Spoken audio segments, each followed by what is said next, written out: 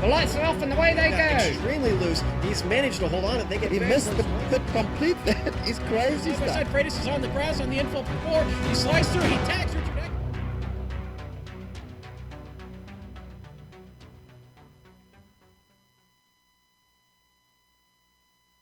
Floating high off the southern tip of New York's Lake Seneca, you're looking down at Watkins Glen International, which today plays host to the Gathering of Tweakers. For the Gathering of Tweakers Watkins Glen Porsche 911 Challenge, it's being streamed for your viewing pleasure live as it happens here on the Global Sim Racing Channel and iRacing Live. From the Empire State, welcome to another GSRC broadcast. I'm Sean Ambrose, and joining me in the booth today from across the pond, our friend Jake Sperry.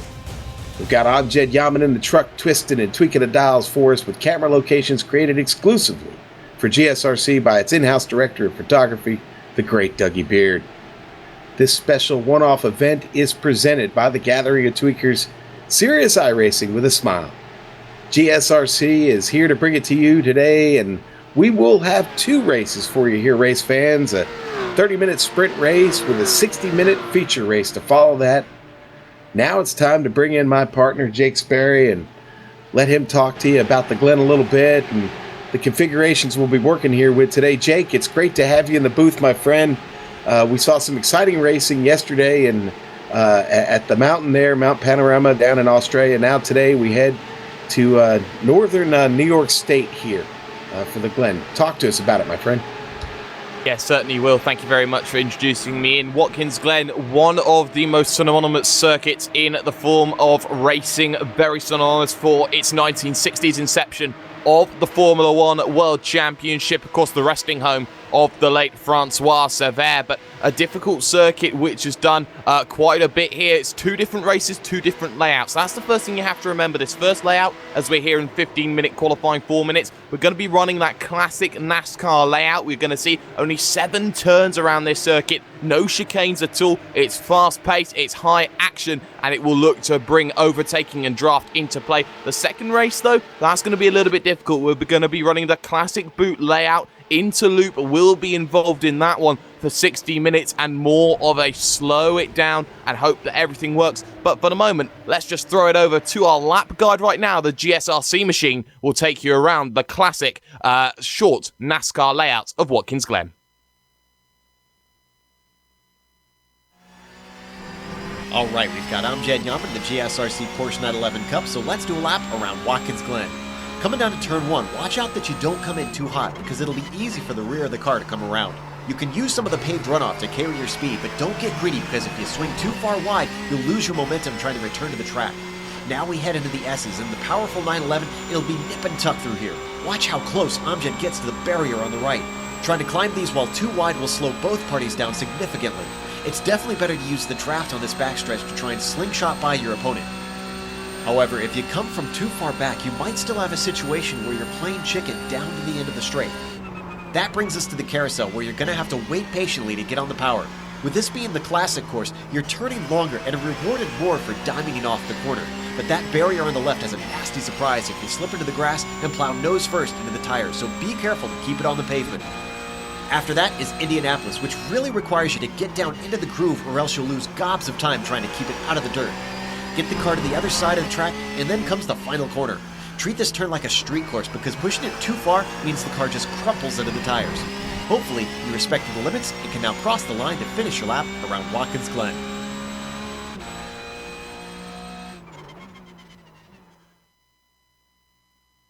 And there's Amjad Yaman behind the wheel of our brand new Porsche 911 GT3, taking you around here, Watkins Glen.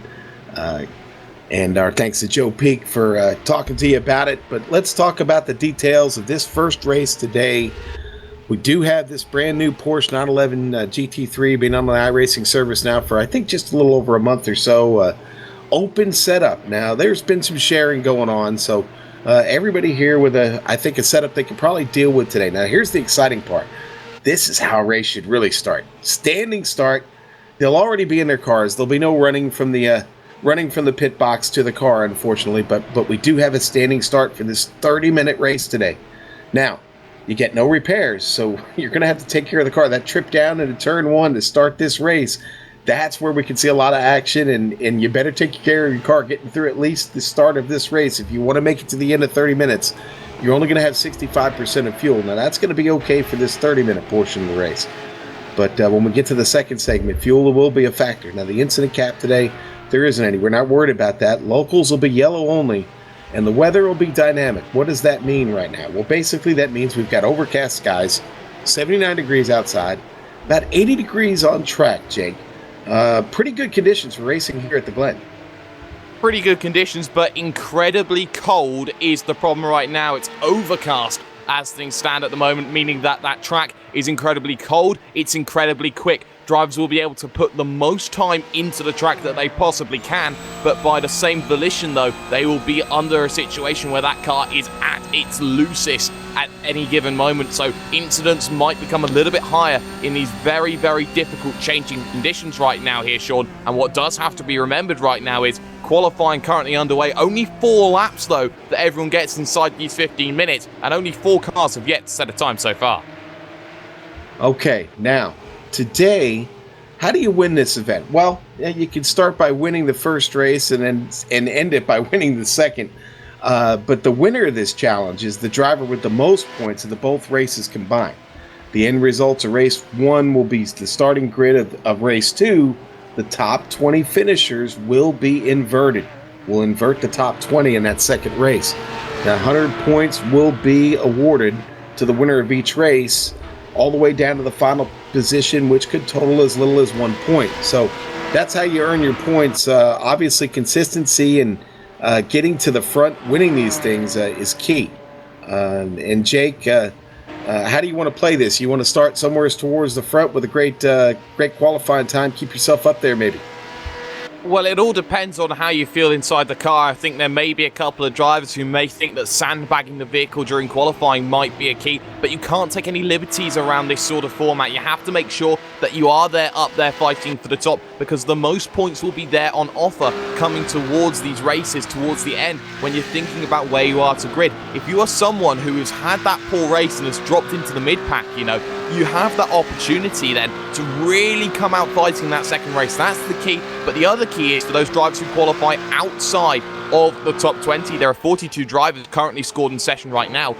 They'll all be looking to get into that top 20, and for most of them, that's not going to be possible for them. So it's going to be about who survives this first half an hour session and who can place themselves in that key position with the right amount of pace to get themselves through. Watch out for Mika Eshouse, his drive to the line, final lap. He's now currently 4th.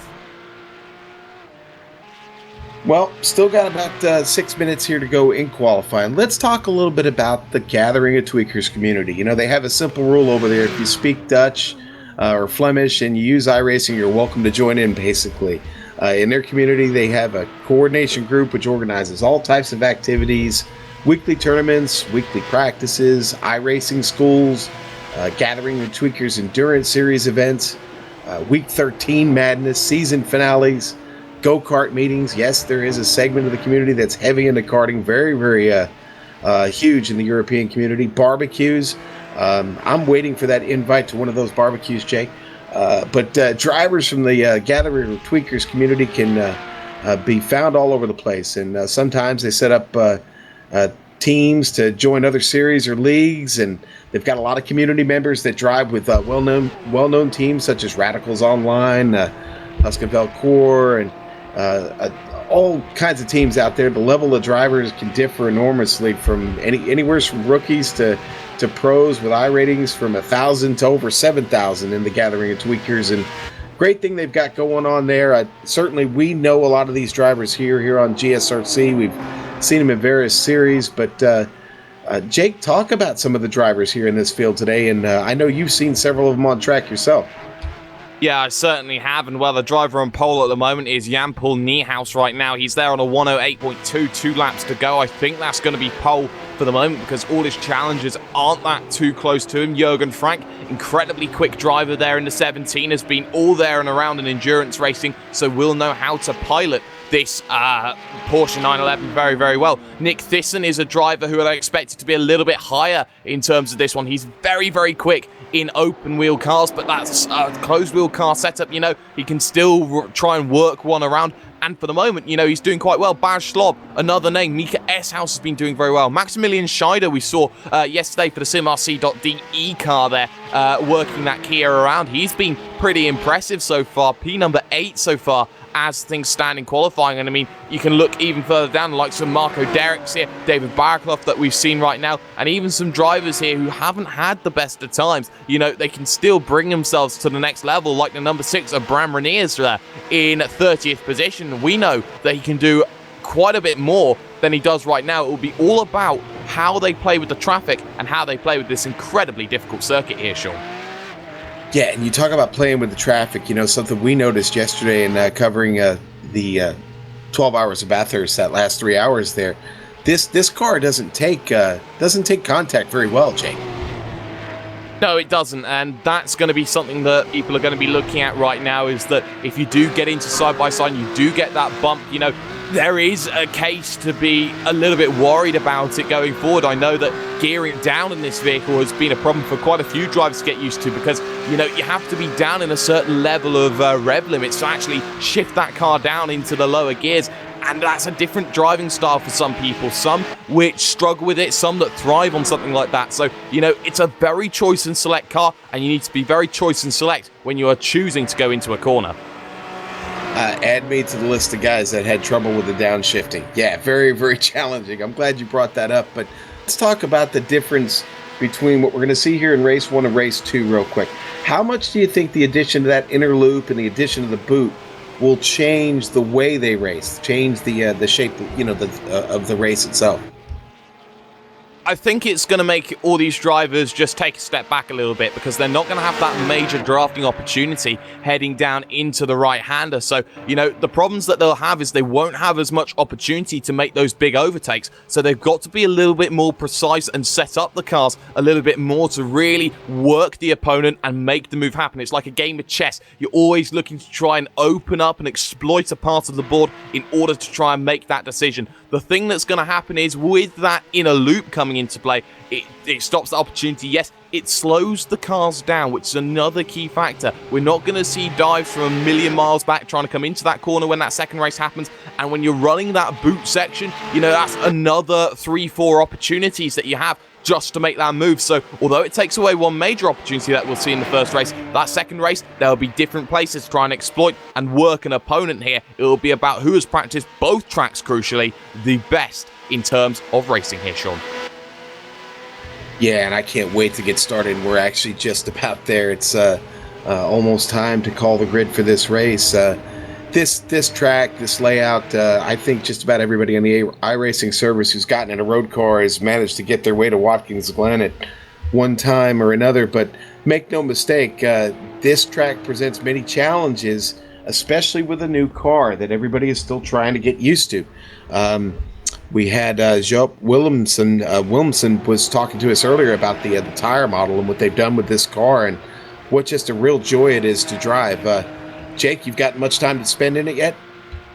Unfortunately, I haven't spent any time in this Porsche 911 as of yet, but it is something on the bucket list that you do try and look to try and work with. It is one of those cars that I'll be looking forward as 20 seconds then just remain then as everyone tries to get those final little laps sorted, and no one else will really come and set a lap time then just as they get across the line. So what has to be said is, it's a difficult car to work with, it's a difficult track to work with, and right now if you're at the front and turn 1 the 90 comes along, you know, you hope for the cleanest run possible. All right, and that is time for our grid today here in the Gathering of Tweakers Porsche 911 Challenge. And it looks like our leader in the clubhouse is John Paul Niehaus is going to be your pole sitter today. Jürgen Frank going to start second, Jake. Yeah, Jürgen Frank there in second. Nick Thiessen then will line up in third position. Expect a lot from him. Mika Eshouse then will start in fourth. Okay, Tobias Lugart going to be fifth. Bas Slob sixth. You can see in seventh, that is Sindre Sestas, and Maximilian Scheider then rounding out row number 4. All right, Jake Robson, Thomas Gertzenberg will round out row 5. Row 6 will see Michael Parsons there with Arnaud Leclerc there in a number 32 machine. All right, Marco Derricks in 13th, Daniel Manzano, 14th, representing Brazil. Then you got Antti Salminen and also Jason Marichal, another driver who could be key and influential there, rounding out row number 8. Jope Williamson will start 17th, David Barraclaw, 18th. And then Patrick Young, 19th, and Pascal Tunison rounds out the magic reverse of the top 20. All right, we'll get going here. Fabian De Jong will start 21st. Pepchin Huvenars will start 22nd. 23rd, Jarno Panicki. Victor Drevgaard will start 24th. Sven Kamratz, 25th. Frank Hendrick, 26th. 27th, going to be Mark Warmington. 28th, Martin Helgers. 29th, Gianni Vecchio. 30th, C. Fruta.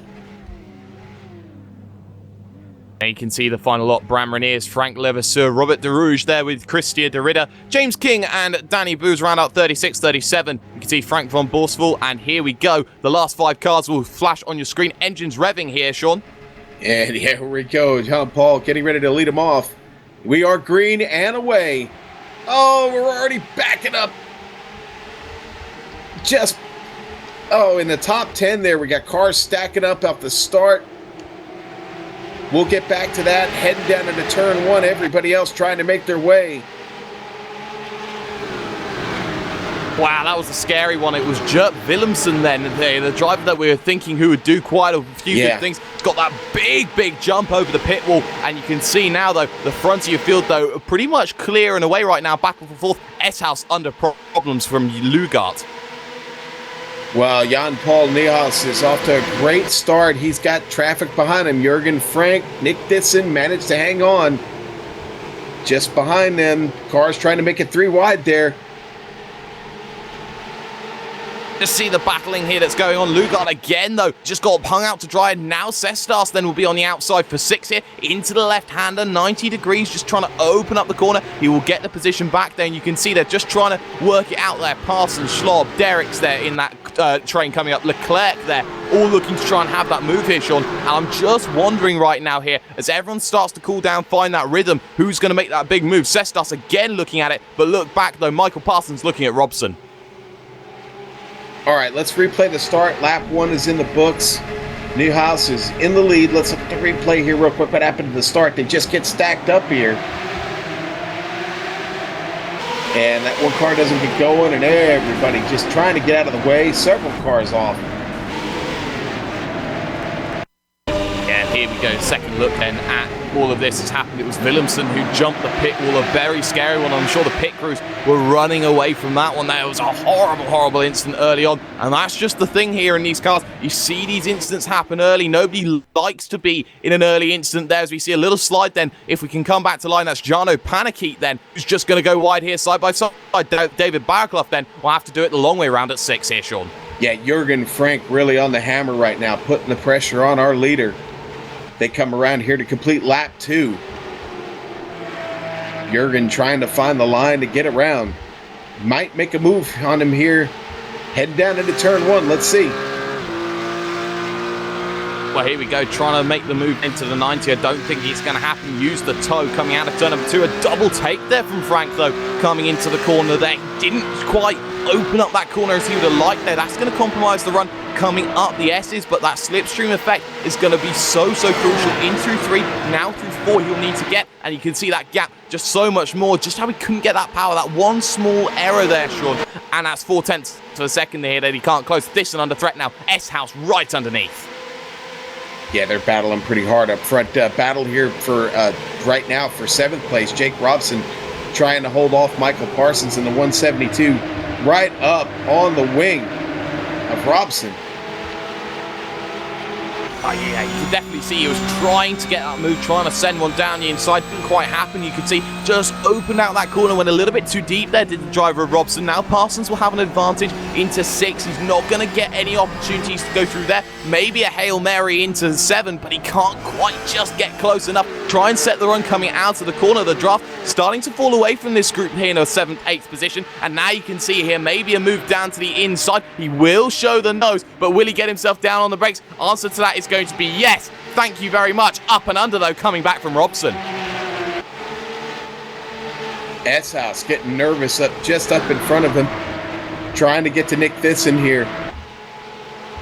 The leaders, though, are pulling away. Frank and Niehaus really getting a nice run here. Put some distance between the field. Second back, Thyssen and S-House. And you can see all the battling that's going on. Robson's lost the position. Baz Schlob now looking down the inside here in the battle for 9th position. Down the inside, then he goes looking for 8. He gets sideways through the mid part of the corner. He'll hold it, but backing up and under, he'll lose all that momentum. And it's about that. And now Schlob then having to deal with that driver there of Arno Leclerc there, getting very close. But in the end, Leclerc will back out. And here comes Marco Derricks. Oh! Contact there with Marco Derricks there. Derricks very, very lucky there with Leclerc. He was all shapes of wrong there, Sean, coming into the corner. And in the end, he just gets out of it. And now will be under threat from the car behind Thomas Gerstenberg. Yeah, here comes Gerstenberg around. Looking to the outside. That's really not the way to make that pass down into the 90. Keeps a safe distance there. Now Gerstenberg's got to worry about the attack from Antti Salminen right there on the inside, heading up through the S's.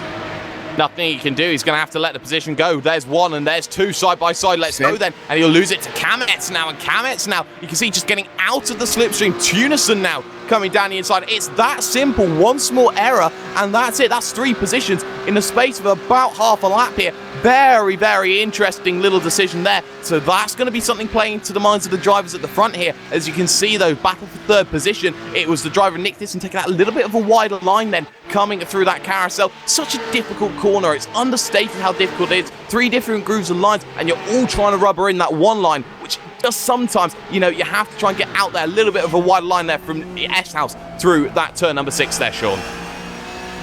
Yeah, back up to the lead. I keep thinking Jürgen Frank is going to make a move on Niehaus, and it just hasn't happened yet.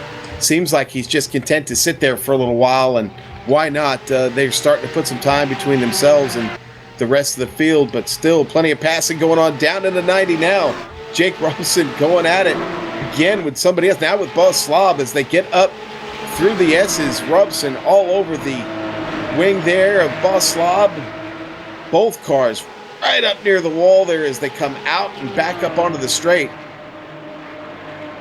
But the crucial thing there was that you saw Jake Robson get a little bit out of shape through 3. That's opened the gap up then to Schlob, and that is the problem he'll get now, as he won't be able to make that move coming down into the carousel of 5. And that is the key overtaking space then on this short layout here, this NASCAR layout. You've got to make sure that you get it in. We've got some side-by-side though. Louis Gott looks to try and get it with S-House. S-House has a little bit to the look of the inside of Nick Thyssen. That doesn't happen just yet. So again, he'll have to wait. Remember, they're playing for points in this one here. This first race is going to be crucial. Also in determining even, I should say, that second reverse grid here. The top 20 get split. And that's the key here, Sean. You're looking at this now. Thyssen holds 3rd position. He knows he's not going to get 1st and 2nd just by staying here, but he knows he can easily lose it. Runs wide. Here comes S-House now. Looking at the inside. Maybe. No, he doesn't. He backs out of it. Just a bit. Yeah, S-House backs out of it. Thinks better of it and going to follow him up the hill. Try and get him on the straight here as they come off the S's. Almost seems like a little bit of momentum lost there by S-House. Coming out of the S's, and Thyssen gets the advantage here down the straight. Watch out for Sindre Setsas. He's looking to the inside there. And he doesn't quite do it, and now S-House is trying to get onto the power to go down the inside, and it doesn't quite happen on Thyssen. Thyssen planting the car absolutely beautifully right now. There is no way that anyone can really make that move. They head to 6 here as they look to pass themselves into this 90-degree left-hand corner just at 100 miles an hour, slight shade under as they head through, and again, running that little bit more on the curb there was Thyssen, and he runs a little bit wide on the exit. Now's the chance for S-House. Now's the move down the inside, and now is the position he will try and take into the 90 here, Sean. Pretty much he's going to try and see this one signed, sealed, and completed. But here's the cutback he's trying. But no, Cestar's trying to go down the inside. Doesn't quite happen. Yeah, well, there's Michael Parsons. Marston's going to look to the inside here. Coming up the S's, gets around Setsas. Oh, what a move there by the driver. He gets around Setsas, pulls it off clean. I'm sorry, that was Setsas getting by Lugard. My bad. Had my driver's Yeah, no worries about it, but yeah, but you see here now, it's just opening up though in the mid part of your field. Derek still under threat from Gerstenberg here. That's the next battle then on circuit here, the battle for 12th and 13th. Gerstenberg has a little bit of a look then to the inside in the 59. Doesn't quite happen there on the 207, so we'll have to wait behind again for just a little bit. But this mid-pack though, fighting out, the man in the lucky dog position is Danny Bowes right now in 20th position. Has Marichal just behind him there in 21st, who's dropped positions. But Danny Bowes, he's up 16 positions already and doing a fantastic job of things right now, Sean. Yeah, and you know what? Real quick, let's go over the people who are still in the pit, did not survive these incidents. David Barraclough, Philip Roberts, Gianni Vecchio, Martin Hilligers, Frank Hendrick, Patrick Jung, Pepjin Huvenars, Maximilian Scheider, Joe Williamson, all still behind the wall. A lot of attrition there early. Yeah, it certainly has been, and you've been seeing that attrition as just in a 1 or a 2 and towards the rear of the field that we've been seeing here, just knocking out a few gaps here and there. That's been the key here for the drivers at the front. It's been entirely clean for them, and it's exactly what they've wanted to break away and to make sure they score it. And that is Niehaus running a little bit wide. Frank now will have that opportunity. They've opened up about a 3-second gap to the cars behind, and now Frank tucked right underneath again. I wonder if he's just going to be waiting for that last lap opportunity to score maximum points. He can't get it for the moment into the left-hand corner. Well, he's definitely putting the pressure on him to keep... Oh, almost contact there, heading into the 90. Or heading into the right-hander there, the last turn, as they head down the front straight, down to the 90. Again, Jürgen Frank keeping the pressure on, going to look to the inside here and going to back off. Yeah, thinks better of it there, and he'll look to try and get the run out of the corner. He does, and all over the top, and he goes around the outside. He gets the move there. Fantastic work. Question, though, on whether he's off-track limits. iRacing doesn't penalise you for using that off-track moment there. You could see using that concrete at turn number 1 on the 90, but what he did do is he managed to get himself there on track. Niehaus didn't have to give the position back, but he did in that situation there. Just got all over the curb coming out to the exit, and now Frank takes the lead here, Sean. Yeah, Frank taking good advantage of a mistake there and gets himself up to the front. Now it's Niehaus's turn to put a little pressure on Frank. Let's see if he can withstand it here over the remainder of this race. We've still got, about 18 and a half minutes left, so still a long way to go in this race. Anything could happen here up front, but one thing is certain, they have opened up quite a distance on the rest of the field, and it won't be long before they start seeing a little bit of traffic up in front of them here. Yeah, that might be the key then to trying to make those moves. Sorted lap traffic could certainly become a factor, especially with all these cars then down on the lane, and Robson then running into a little bit of issues then potentially here, and that is a big moment then for that driver of Robson there. We'll try and catch it on replay exactly what has just happened. Yeah, and when we're going to see this on the replay here, he's going to just lose it coming through the last turn. The right-hander car is going to get sideways. He's able to keep it up there up top, but he's got to let all these cars come by. Really tough spot to get stuck up there. Traffic coming through. Going to see a couple cars just barely miss him. We'll go back live. Jake back on track, though. That drops him. Battle for the lead. Yeah, you can see here this battle for the lead certainly hotting up side by side. Frank is back behind again. Niehaus down the inside. Exactly what he needed to do. But Jake Robson, he clipped the grass ever so slightly. That's what's cost him. But look at the battling they're doing here. That's allowing Mika Eshouse to come back into it. He gained 0.4 of a second in that last lap. So Eshouse certainly not over and done with as things seem right now. And you can see right now, Niehaus and Frank need to get away right now. And at the moment, if they continue battling like this, it's not going to happen for them. They need to almost work together in a pseudo sort of fashion to really try and work and get away. Use that toe to their advantage here, Sean. Well, you know what? Niehaus getting back to the front, managed to turn a faster lap that time than Mika. just a little bit. Mika, though, on the previous lap was faster. So Mika doing a good job of keeping up. Still just about 2 seconds differentiates that the leader from that next pack behind him. But Mika is on the charge, starting to put some distance between him and Nick Thyssen now. That's about to a full second battle for the lead. Here we go down the straight.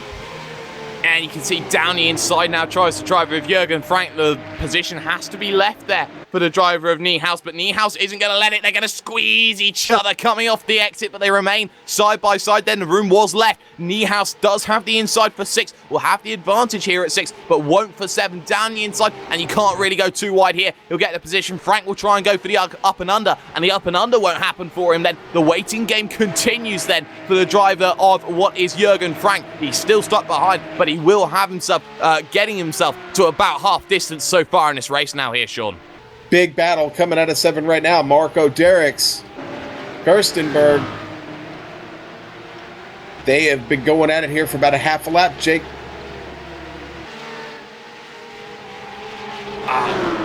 Wow, and well, we've seen a car off. It's Jurgen Frank it was then, who's gone off at turn number 1. And he, just see that, he tries to go for the inside. He then loses the rear end, gets a big tail slap, kick tank slapper, has to take to the grass, loses all that momentum. Niehaus now is on his own there, Sean. Big development then in the battle for the win. Yeah, big development indeed. As we go back live here, and got to watch out. Here comes Jurgen Frank being overtaken now by Mika Eshouse. Almost closed the door, but the up and under was there. He now has the inside, though, and the better run. Beeson then looking to try and get on it. Don't go 3 wide, boys. Not into here. And Eshouse tries around the outside. He doesn't get much room. There's a bit of contact between the two. They hold it together, and now Eshouse might try the inside. No, he blocks from Thyssen instead. So now Frank can get away. Big train for second now going on, and you can see now Eshouse defensive already. Oh, what a race down into the 90. Cincinnati on the outside. Gonna run it all the way out, though. And lose positions as well there, because through will go the driver of Cestas, and now here comes Louis Gart then, trying to get the position, and behind that, Michael Parsons wants a piece of the action. Not enough room to go side by side through the S's. They lose about a second, though. Just trying to do that. That's not what they wanted. Thyssen, that one small mistake, and that's about 3 seconds then lost on the road, and 4 positions to boot as well, Sean. Not only that, they've lost 4 seconds to the leader, Jan-Paul Niehaus, off to a really solid run here. He's all alone. Nothing in front of him, nothing behind him. Yeah, and that's crucial right now. Eshouse just ran himself a little bit careful there. He needed to be careful because he just dipped that car down onto the grass ever so slightly then coming out of the carousel. He gets it all nice and sorted, but now that train is of 3 then in the battle for the podium and the final 2 spots. That's the key here, Sean. You're seeing these battles going on. People are thinking, time's running out. I don't have much to fight for. Louis Gart then under threat from Parsons then in that battle for what is now 5th and 6th on road, down the inside, and traffic coming out of pit road right now. Got some drivers trying to get back into this race. Yeah, you certainly are, and well, you can see here these trains are certainly developing here, especially that train in the middle of the pack right now. About 5 cars split by about a second right now. You're certainly seeing here everyone just trying to make that work right now. Frank under pressure. He's gone incredibly defensive. Eshouse then will be trying to go round the outside. Not happening for him. Sean, you've seen something. Yeah, Sven Kammert's in the 387, almost losing it in the S's. 3 wide down the back stretch. They split Gerstenberg on the outside. They split Marco Derricks. Derricks losing 3 positions right there. Oh, and that's not what he wanted. And Leclerc went down the inside, locked the front right up, but he managed to keep himself going. And now Derricks under pressure then from Paniquet then, who will now go to the outside. It'll be the inside for Derricks, who's very, very experienced then, and he'll use his experience and back out of that one. I have to feel that there's some damage on that vehicle then, and he'll need to get it down to the lane. That does not look like a healthy Porsche as things stand. Maybe some suspension issues there, or steering issues for Derricks. Well, Gerstenberg gets himself back to the lead of that pack. Still battling here in 11th place. At some point, Jake, we've got to start talking about here in the closing minutes of this race. 20th place, not going to be a bad place to be. Manzano's in it right now in that 20th spot. Obviously, with the inversion of the grid, You're starting up there at the front. Not going to be a bad deal to restart the second race.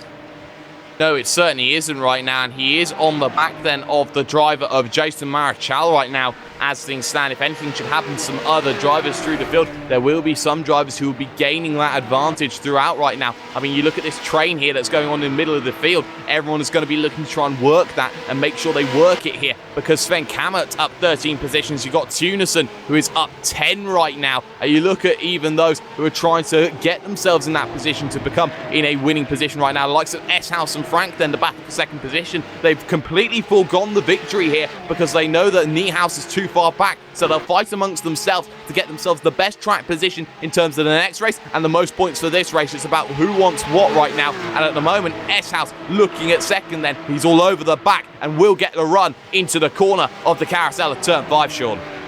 He's going to try and get him here on the straight. We'll see if he can get past him. Going to get a nice draft here. Jürgen Frank being very defensive, though. Right on the inside. He's going to look to the outside, but S-House not going to be able to get it done that way, I don't think. Going to try. Oh, almost contact there, I think, a little bit. Let's keep it side by side then, coming out of the corner. S-House with the inside, and that's a very, very close moment, and you have to feel a little inch here or there could have ended in tears. Frank gives up the position, and S-House, wow, he had faith in his crew chiefs there, because that is second place, signed and sealed. How dare I question the great Mika S-House. I'm saying he can't make that move there, and he pulls it off. Worked it like a magician on his way down to the 90. Give second place to Mika S-House. Still chasing Jan-Paul Niehaus. Oh, he runs wide though, so seconds. Yeah, don't give it up just yet here, because now Jürgen Frank will get the run, and so will Sestas then waiting third in queue. And that will allow Parsons back into the fight then, as he looks to get some toe, and he will get some toe. You can see they all have to check up just that little bit. That allows then the driver who can go flat out through that SS section, Parsons, to come back into it. All hard to the right-hand side. S-House goes defensive then. We'll try and open up that corner then coming up along to try and limit then and squeeze Frank on the outside. Frank will be stuck on the outside, looking to try and get the best run out of the corner. Doesn't get it in. Now looking to get it out of the corner here, and S-House will stay defensive as they head to 6. You know, I wonder if Sestas is the... I wonder if he's the sleeping giant in this mix, waiting to attack here at any moment. Going to have to... only 9.5 minutes left to go. Things are going to get busy here quick, Jake. Yeah, they certainly are, and well, everyone knows that they can't afford to be involved in an incident that drops them down the order. There is an advantage of being in a position where they do have, in terms of to 20th position, they have themselves about half a minute in case anything goes wrong, but they don't want anything to go wrong. Again, S-House runs wide then, and doesn't get the best run coming out of it now. So now Jürgen Frank comes in, and you can see backing off of it again there was that driver in third place of Sestas. Now here comes Parsons, little wiggle coming up the straight there, coming up the S's even, and you can see again, S-House will have to take that defensive line. Frank looking to make it side by side. Just saw David Barraclaw having to bring his car into the pit. But what a battle here. Up and under. Oh, Frank looking under. Oh, I think he's not got the run, though. That's the key. He hasn't got the run. He'll have to fall back into line because S-House has the overspeed. Has to go defensive now because here comes Sestas. He'll move to the outside then and gets a little bit squeezed there coming down in, and that just allows everyone to just check up a little bit here. Sestas gets a better run coming out at 6. Now looking for 7, though, but it doesn't quite happen because you look at that driver of Parsons trying everything here. Frank under pressure now. Here comes Sestas to the inside. Try and look wherever you can because everything is going on right now. To the 90 they go. Down the inside drive Sestas, and Sestas just about will make it side by side. Oh, Jürgen Frank all the way out there, back into the grass. That's a close moment for Frank, and now Parsons right up on Frank. Oh, Parsons threading the needle there through the S's. Frank gives a little bit on the left, gets off into the grass again. Parsons up to 4th. Here's a guy looking for a podium. Started back at 11th, having a good run. Certainly is, and well, you know, look even at this train further behind there, the likes of Fabian de Jong, Warmington in it, Panicky, Kamet, Leclerc, Gerstenberg now under threat right now. You can see trying to cross the beams back out of that one. There'll be a few angry words about that one, moving in the straight there for Leclerc, and he'll have to try and just be a little bit more careful with Gerstenberg. He's allowed to choose his line, but he isn't allowed to try and choose his line when there's a little bit of an overlap or a cut over there. Gerstenberg taking the book of the Michael Schumacher or the Max Verstappen line. All right, now we're sitting here with just under 7 minutes to go. And our leader is going to find some traffic here pretty soon. Heading up through the S's now. A lot of cars up there. Question is, does he get into the thick of that before this time runs down, or is he going to avoid it? I don't know. He's closing pretty quick.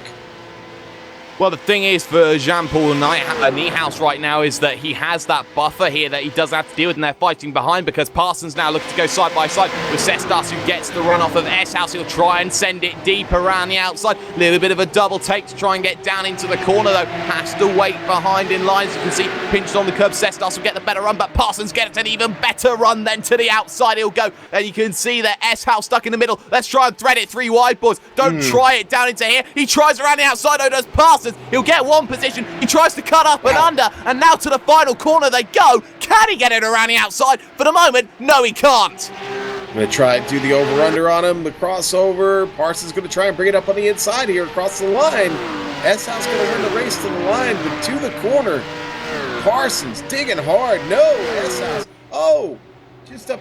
Yeah, that's lap traffic ahead. And S-House, no, they touch, and round he goes. Cestas involved. Liegard gets around it all, and he gets himself away. S-House's mistake, and pandemonium there with Frank involved in that incident. And S-House gets away. Let's look at the replay there, Jake. S-House gets wide, and it loses the car. That gets Parsons around, up on his lid and over. We'll go on board Cestas there. Jürgen Frank gets into that also. I mean, look at Cestas. What can he do? He sees there's a little bit of argy-bargy contact there, nowhere to go. And then the car spread eagle there of Parsons. And Frank just, that's the problem with the barriers here. You know, they angle into the corner instead of out of the corner. So the car sort of funneled back onto circuit. Frank had nowhere to go. And that's what's caused that big incident. Salmonen then, Salmonen with a massive drift then trying to get past Nick Ditton. Not going to happen for him. Amazing how quickly this race just changed here in the closing minutes. But now you've got Liegard looking for a podium finish. Cestas a full second back. I don't think he's going to be able to catch him at this point. It depends on who he's fighting and who is there, really, because if he can get into that position where he can get onto the back of those cars ahead, if S-House starts fighting with Liegard, it's very, very easy to gain 3/4 tenths of a second when you have to lift out at a flat-out corner like those S's sections right now. You can see Liegard now try and close in. That gap opens up to 10 seconds here plus to the leader right now. Liegard shows the nose into the corner, but double lap traffic then in Fruta and Levasseur that they'll have to get past right now. You can see now Liegard trying down the inside. A mistake from S-House then means that he's right on the bumper. Yeah, and Liegard had a nice run there, and he's going to be right with him here into the left-hander. Getting through 6. Loses a little bit to S-House. S-House, nice turn for him. Yeah, you can see here, he's just trying to deal with the understeer there that's naturally in the vehicle to try and get it through the corners. He does deal with that understeer, and that means that he holds the position for the moment. The traffic will help in this scenario here. Although they're fighting ahead of them, you know, he still gets the draft. He still manages to break away from all of that. And Cestas then will be looking for a second opportunity. Thyssen and Salmonen, though, this battle for 6th and 7th, that's still going on. But there's an update then on who is now on the bubble, and there is a battle for the bubble here because it's the 79 of Robert de Ruij right now, who is there in that big scrap then, or was in that scrap with the driver of Victor Dravegaard. Dravegaard's starting to fall off a little bit and needs to make that move to make the most of the reverse. All right, the battle for second continues. Trying to get through this traffic here. Mika S-House gets through. Liegard gets just barely through, but he closes the gap. Oh, they touch, and that's Fruiter and Levasseur coming together. Oh my word, the two-lap traffic cars come together. There was just Levasseur just left dozing there, just didn't see that he was lifting off there, Sean. Let the traffic through, so very fortunate that it hasn't caught up anyone from second to fourth. Here it is on the replay. There's Gerstenberg. Oh, there's the car parked up there. We missed it on the replay. That's all right. Let's get back live. The action on track is hot. Certainly is, and well, 2.5 minutes to go. They're running out of time. Disson's lost the position then to the driver of Salmon and by a long distance, but look at this train in the middle of your pack there. Haneke there, Leclerc, Gerstenberg, Tunison, all there, all scrapping for 8th plus. And this sort of area here, Sean, is that big working place where, you know, you're not getting too much gain or loss by that position, so everyone wants to be there around that 8th, 12th position right now. You can see Gerstenberg then leaves the door open for Leclerc, can't make the move happen.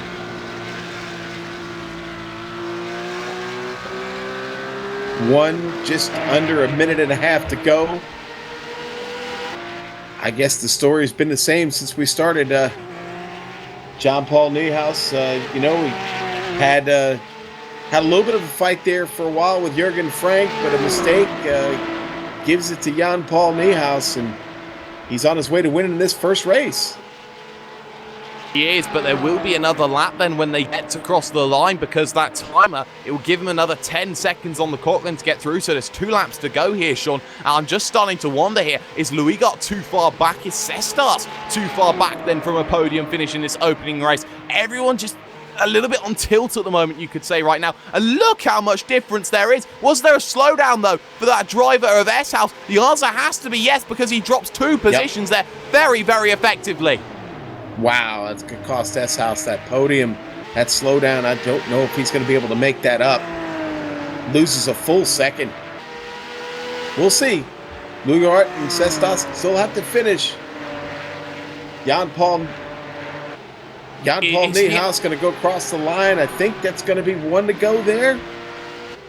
All right, so here we go. That's so uncharacteristic from S-House. I think he's out of fuel, and that's a big miscalculation then, if that is the case. He's trying to get it back to go, and now he finally does. Does he? 120 miles an hour? Oh, dear me, this is horrible to see. No, the car just slows down again. So, you know, this is difficult and horrible to watch for S-House. Is he doing deliberately to try and get himself into the second race, though, and get himself as close to pole as possible? That's the other question that it could be in this scenario here, Sean. Well, Cestas is going to try and pull this off. He's got to get to Tobias Lugart here. This is the white flag lap. Up front, Jan Paul Niehaus looking for a win. Coming down to turn 6. Here comes Jan Paul Niehaus, the Porsche 911, out of the final turn, under the bridge. Here he goes to the start-finish line. Jan Paul Niehaus, your winner today of the Gathering of Tweakers Porsche 911 Challenge. Battle for second ensues.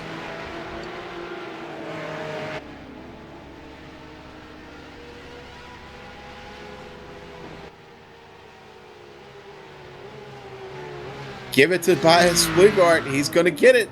Cestas unable to catch him there at the end. Boslav going to come home in 4th. Antti Salminen, good run for him, up 10 spots to 5th. Yeah, and there's this battle still going on. Manzanzo then, and also Marichal. Marichal was holding it around the outside of 6. A little bit of a slide coming out of the corner. Robson tries to get a run. Robson hits the tyres coming out of the corner. He will get himself to the line. 18th then is Bowens. 19th with Auk. And then it's going to be Robert de Rouge who will have pole for the next race here, Sean. It looks like it, yeah. Robert de Rouge going to come across that line now in 20th. That will be your pole sitter for race number 2. Certainly will, and well, there's still other drivers looking to get through, and well, you know, that's pretty much everyone on the lead lap. To believe only 22 drivers finished on the leading lap, well, it is surprising, but what does have to be said, though, is that race was pretty much won by everyone fighting too hard behind. Got to take your hat off to the 69 machine and Niehaus right now, because that was just the perfect way to drive this Watkins Glen setup here, Sean. All right. Well, what do you say we run down the finishing results here in the Gathering of Tweakers Porsche 911 Challenge today? Your winner, Jean-Paul Niehaus. Great run for him. I don't know if it was ever really in question. Maybe with Jürgen Frank there for a little bit, but Tobias Wiegart going to have a great finish. Second place. Third, going to go to Sindre Cestas. Great run for him. Third place. Boslav finishing fourth today. Antti Salminen in fifth. Nick Disson going to take sixth. Mika Eshaus seventh. Pascal Toinessen going to take eighth. Thomas Gertzenberg, saw him quite a bit, ninth. And 10th going to go to Arnaud Leclerc. Jarno Paniket then in what was 11th. He gets us 12 then for his day. Will start 9th on the grid. Kamet's up 13 then to 12th. And then you see Fabian de Jong finishing 13th position. Marco Derricks then didn't have the best of races. He got himself up but fell down just as quick. He'll finish 14th. Marichal then holding off in the final drag race against Manzanzo. Robson there in 17th.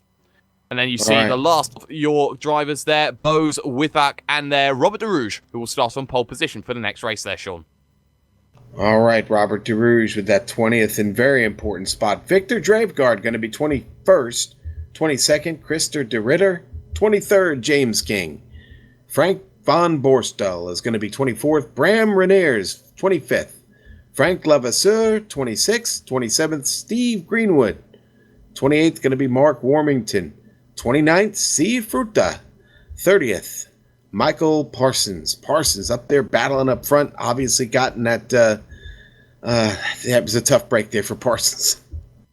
Same could be said, though, for the driver in 30th of Jürgen Frank. He was leading the race at one stage. Kiyoshi Kelly there in 32nd overall. Martin Green having his own struggles to 33rd. And there you see the likes of David Barclough, Philip Roberts, Gianni Vecchio having his struggles today in 36th, with Martin Hilligers there, Pepjan Huvenars there, and the likes of Patrick Young. And, of course, those three there, Sean, who had that big incident off the line and jumping the wall. Maximilian Scheider, Frank Hendrick, and Jerp Willemsen as well.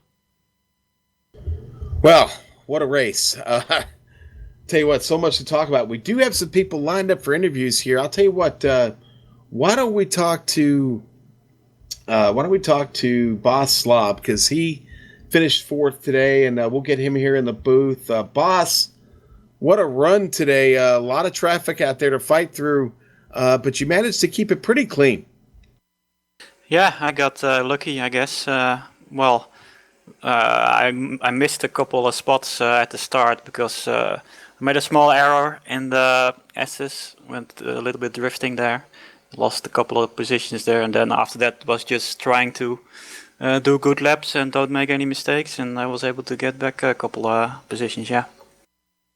Well, looking at the points, it looks like you're going to earn 78 points for this portion of the event, and that's a pretty good start going into race 2.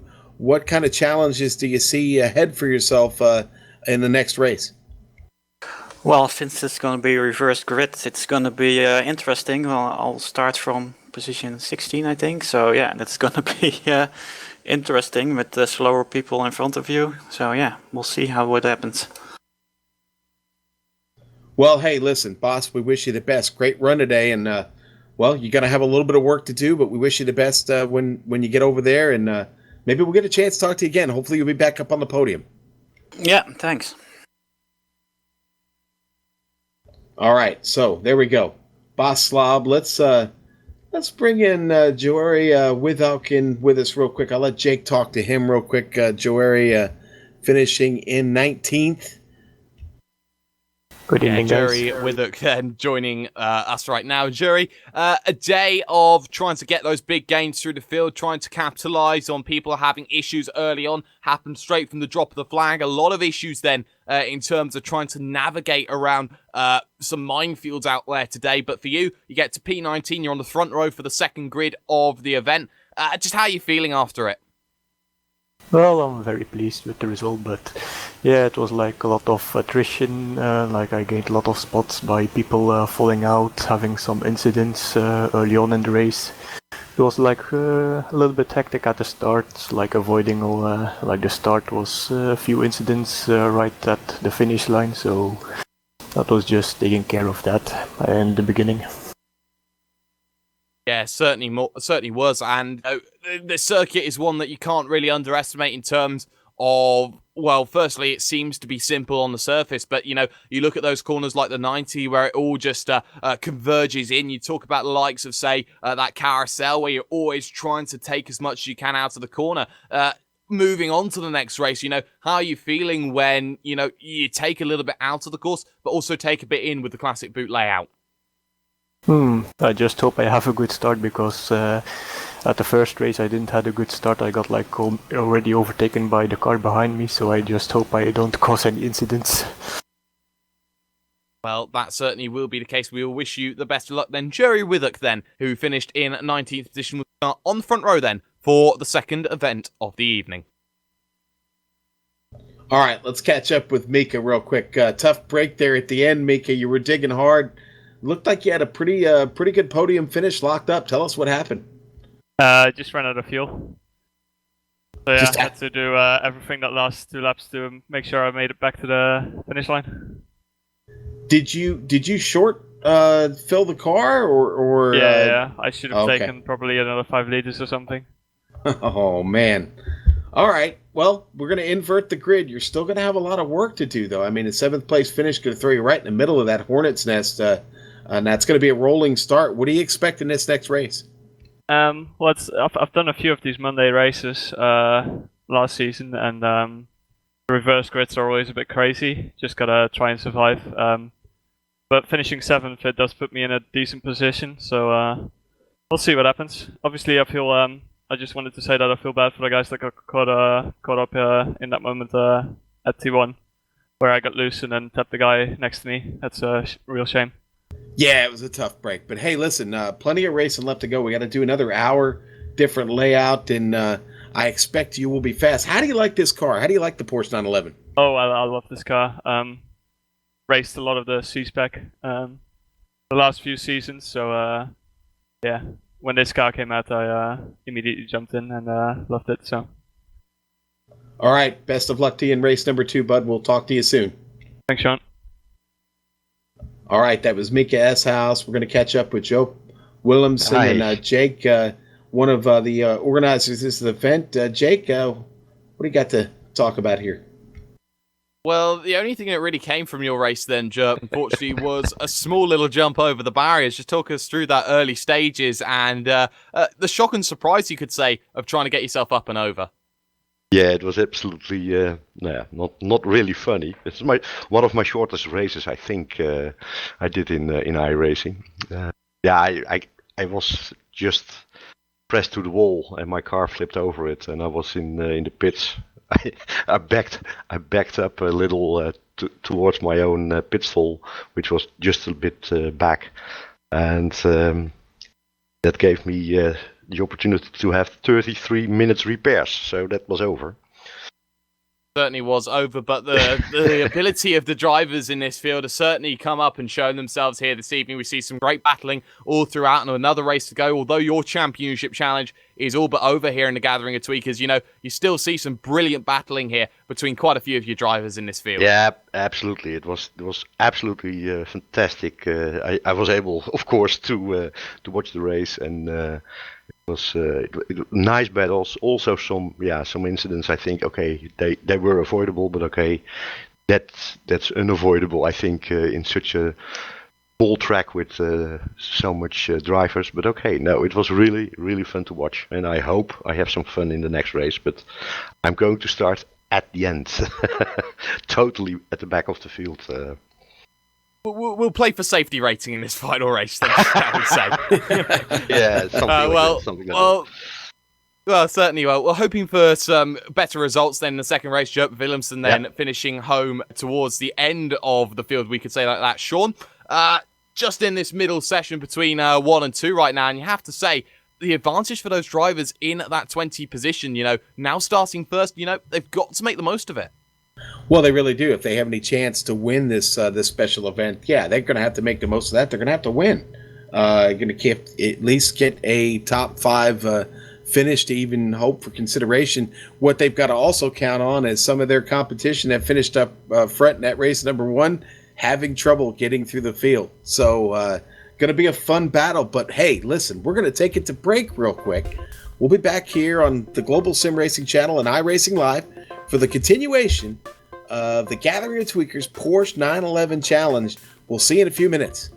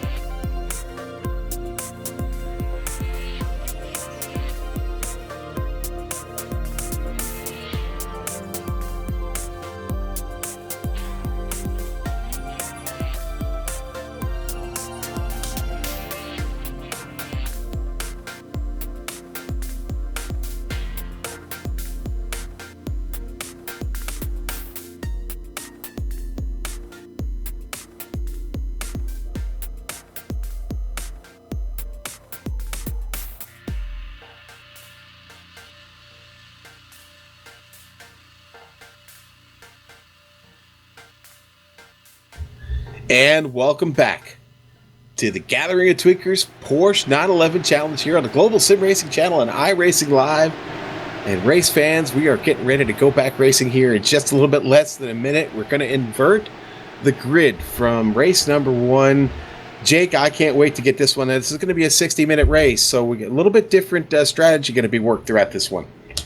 Yeah, and there's differences even as the way they grid up and start, because it will be that rolling start that we are so normal to see in endurance racing. One fast repair, though, is the difference, though, as well. So it's not going to be the end of your day if you get up over the wall like our friend Jerp Willemsen did earlier on. And where you certainly see, though, the fuel will stay at 65%. We saw Mika S. how short fill the car. You can't afford to do that here. You've got to run the tank as well as you can and save fuel as well as you can to try and make sure that your advantage is there with other people during this circuit here. it's one of those races here, Sean. It will be about who can deal with the slower cars into the quicker into the slower. The concertina effect into turn 1, I worry about it. All right, let's go through this grid then here real quick. Well, actually, we don't have to real quick because we do get a full lap around, but let's get started here. Jürgen, Frank, or I'm sorry. Nope, that's not it. Hang on just a second. I got to wait. It's coming up now. There we go. Got ahead of myself. We do know Robert DeRouge, by result of his 20th place finish, is going to be on the pole. And Yuri Without is going to be there in second outside that front row. Danny Bowes going to start on the inside of row 2. Jake Robson on the outside of row 2 will start 4th. Daniel Manzano will start 5th today. Jason Marichal 6th. Marco Derricks 7th. Fabian De Jong 8th. Rounding out row 5 is going to be Sven Kammertz on the inside. Jarno Panakit in 10th. There you can see in 11th, Arnaud Leclerc doing a good job. Thomas Gerstenberg even in 12th position. Pascal Tunison there in 13th. Mika Eshouse, expect him to make some good gains in 14th position. Nick Thyssen 15th. Antti Salminen, watch out for him. He was 15th in the first race. He will now start this race from 16th position, then moving on forward. Baschlob there, 17th, with Sindre Sestas. Tobias Luigard and Jean-Paul Niehaus then in 20th, having it all to do. All right, now they're rolling off, and Victor Dravegaard is going to start 21st. Christer de Ritter, 22nd. James King, 23rd. Frank von Barstal, 24th. Bram Renaers, 25th. Frank Levasseur, 26th. 27th, Steve Greenwood. Mark Warmington, 28th. 29th, going to go to C. Fruta. And starting 30th, Michael Parsons. Can he make his way all the way back up to the front? So could be said the same for Jürgen Frank. His points are gone, and it will hurt him a lot. So he will need a lot. Kiyoshi Kelly there in 32nd. Martin Green 33rd with David Barclough. Philip Roberts then will line up 35th. Gianni Vecchio 36th. And Martin Hilligers then joined alongside by Pepin Huvenars there. Patrick Young in 39th with Scheider there. Hendrick and also Jerp Willemsen starting from the back, playing for the proverbial safety rating. All right, now we're going to add, we talked about it before. This course has changed. We're running a different circuit now. We've added the boot, and we've added the inner loop here on the backstretch. So let's do a quick weather report. And what we've got here today, these conditions a little bit different. It's clear, 87 degrees. This track a lot hotter, 96 degrees, Jake. Yeah, and that's going to be the key, though, here. These conditions aren't necessarily, though, what you normally see. The clouds have cleared, though. We've got these evening-ish type conditions, which everyone's going to be running. The track's still incredibly quick, but by the same sort of volition, though, you're going to see more understeer in the vehicles. You're going to see these cars do slower laps. It's about how you adapt from session to session, and those drivers who race more races around here have that better ability to, run that race the way they want to. And for those drivers who haven't been here just as long or don't know how to change from condition to condition, it's going to be a real test of their mettle right now. I love the boot section of this course, too. I got to be honest with you. I think that's really, you're going to see a lot of action down there, and the exit of the toe, getting up into that straight. Such a hard turn to manage, to be honest with you. And even in this 911, seems like grip can be a factor down there. Certainly can, especially coming up this hill. This is going to be very key then to trying to make your move come the end of races here. The heel of this boot then, this big right-hander then of turn number 9 on circuit. You're looking to try and use it as you head up the hill. It's so understated how much elevation change there is at this circuit here, especially coming up this hill now into the left-hander. Turn number 10, it's off camber as well. It's one of those nightmare corners you don't want to be a part of, but in the end you have to do it. It's 12 turns, it's 3.37 miles, and it's an hour's worth of racing. Yeah, and now we're getting through my worst turn on a track. I just can't ever seem to navigate this one, Jake. Always want to run all the way out to the right. But here we go, pace car getting ready to head inside. It's going to be Robert DeRouge going to get it started. Green flag's away. 3 wide up the front stretch, down into 1. 3 wide behind that, and 3 wide behind even more. 4 wide in places. Oh my word. Let's try and sort this and funnel it out. Hopefully no incidents. For the moment, there is no incidents. S-House side by side as well. And yeah, there is the incident there. Nobody wanted to see it then. And it comes towards the rear of the field. And it's got Scheider involved once again. Oh dear me. More trouble on the exit of the S's back there. DeRouge gets away, though, from all of that. Nice start to the race for him. Looking on the replay here, trying to look. Oh, car turned around, straight across the S's section then. Just trying to work out who that was, not entirely sure. And I believe that has just completely bunched up and bottlenecked the field there. Yeah, I think Gianna Vecchio was one of those cars that actually got off there in the inner loop there, Jake. Yeah, he certainly did. And, well, there was a car going completely back. So there's a huge incident there. And it was Panicky there and Kamets then getting involved down there. And it was Kamets who went straight across the circuit. Great withal then from everyone to get out of the way of that incident. All right, and now DeRouge actually under threat already. Got company there. Jake Robson hot on his tail. And you have to remember, Jake Robson was one of the hard chargers in the early races. Just starts to fall back. He now looks here down at up at turn number 10, we should say, as he looks now for turn number 11 that they are now familiar with here on this circuit. He will look to the inside. He won't get a chance then coming, but you can see he will now try and work that run coming out of the final corner here. You can see he gets right underneath, though, trying to run that small little line there, concrete there, that is used to patch up the circuit. Doesn't get the best run possible, and as such, leaves himself a little bit further behind for his liking. Ooh, DeRouge, a little bit of a drift through there as he gets through the 90, but nice job, able to keep his competitor Jake behind him. Let's go back to third place. Fabian De Jong still hanging on. Danny Bose hot on his tail. Danny making a good run up here through the S's, getting through the exit there, going to make a run on him, coming up the straight. And Robson as well, going side by side as well for the lead. DeRouge now trying to shut the door. He does when all's said and done. Now trying to go in for the up and under. Not happening then as Fabian de Jong holds on to third position. But now they bunch up. Train of 5 or 6 now as they've got Danny Bose there, Joe Withard there, Daniel Manzanzo and Co are all in this train. And look at this second train as well that now sorts of stacks itself up behind the driver of what was Gerstenberg, was it at the time? Yes, they all get into each other. S-House down the inside. Big wiggle then from that car then getting all caught up there. That's Leclerc who will drop himself a number of Pass positions. for the lead. Robert DeRouge getting past. Jake Robson gets around. Heading right into the toe. Nice move there by Robson.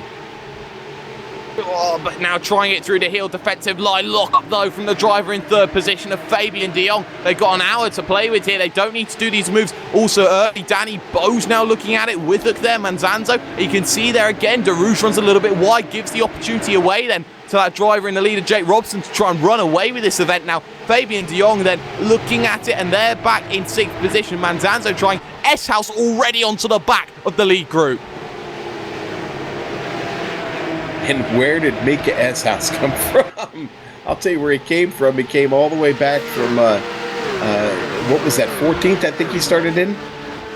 Yeah, now already +7 for the day, doing a good job into turn number 1. Bit of contact, round's going to get turned, and they're all going to get involved. And oh, dear me, S-House had a little bit of contact. Manzando did as well. And that was the driver, Danny Bose, there, who was getting involved in that one with Jerry Withhook. Let's get a replay on screen of it there, because that's just the case of being a little bit eager. You can see now car coming out of the pit, having to avoid that traffic. Yeah, and Bose just a little bit of contact. It sends his own car around. And, boy, we're going to go on board with Withhook right here. Withhook just going to unfold right in front of him. Nowhere to go. Makes that contact that gets him around. Wow. Early days for that to happen. Yeah, and, well, you got to be careful, and especially down at the chicane as well, because we've just seen another couple of cars run wide. Nick Thiessen, one of them side by side, down into the chute.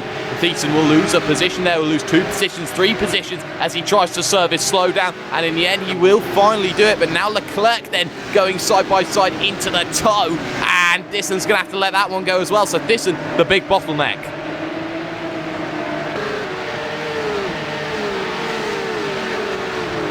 And we're not even 5 minutes into this race, and the field is spread out just massively throughout this circuit already. Trouble all over the place. S-House is getting incredibly close to the back of Fabian de Jong then, coming into turn number 10 on circuit. Now heads through 11, still not quite close enough. S-House, you got to wonder how much damage is actually on that vehicle, that Porsche, after that initial contact. And well, the answer to that one, I'm pretty sure, isn't going to be too much. The answer is no, pretty much near minimal. Now he tries to go for the up and under, then around the outside at the 90. Contact between the two, and he'll have to drop another position. Wow. Look at him, he's still trying to go down the inside, and he does get that position eventually then from that driver of Fabian de Jong. But crucially though, it's the driver of Sindre Sestas then who gets the position, and now looking at Darouge in second. Yeah, Sestas, no joke, man. Up 15 spots already, got himself in a podium spot. He's going to have to deal with S-House for a while, though. And Sestas right up on the bumper there of Robert Darouge. The problem they've all got, though, is Jan-Paul Niehaus, who is actually now up into 7th position right now. You can see Sestas trying it down the inside. The car locks up, though, of the driver of Robert Darouge. And there's the position. Thank you very much. Through will go that driver, then, of Sestas, then 5th to 2nd this lap. Proving what a worth he is. S-House around the outside of the toe. He will try it. He will get it. Brilliant move. Oh, power move by S-House.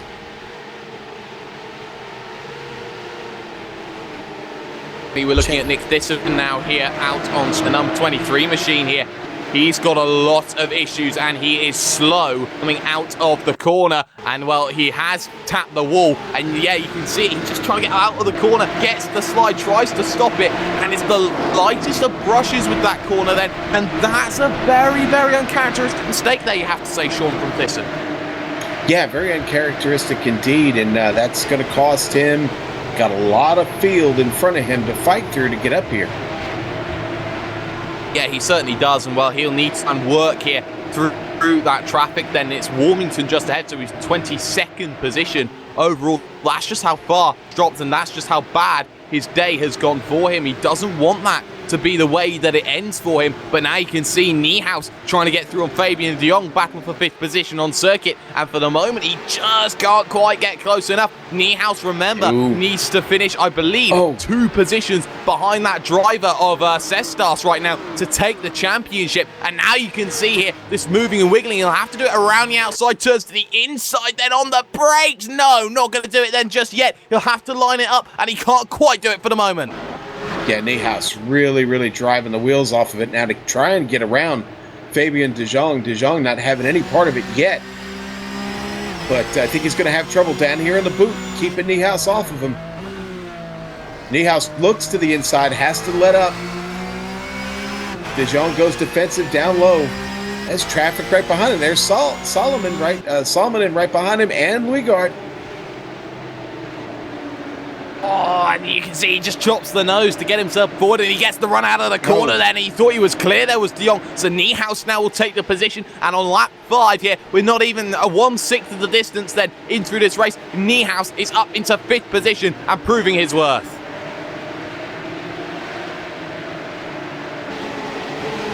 Great racing so far. 10 minutes into the race now, Jake. De Jong contact. Oh, and he's into the wall. Let's watch the replay. You're seeing there at the end. Salmonen, and it's a dive attempt down the inside, and in the end it all ends up wrong. Salmonen gets away with it, but the driver who doesn't, though, is Fabian de Jong. You've got to feel disappointed for him. Yeah, we'll go on board with Salmon here to see exactly what it looked like from his camera, from inside his car. But you're going to see that move, Jake. Oh, It's a nasty little bit of contact, but, you know, saw the gap. He had to go for it in the end. It didn't work out for him. Battle for second, though, as these two are now closing in on Robson. S-House and Cestas right now need to try and find a way to work together right now to the inside. No, not going to happen then. Not going to have that look. And you can see a drift through the middle of the corner there from Mika S-House. He's really trying to throw the car into the corners to try and make it stick there, Sean.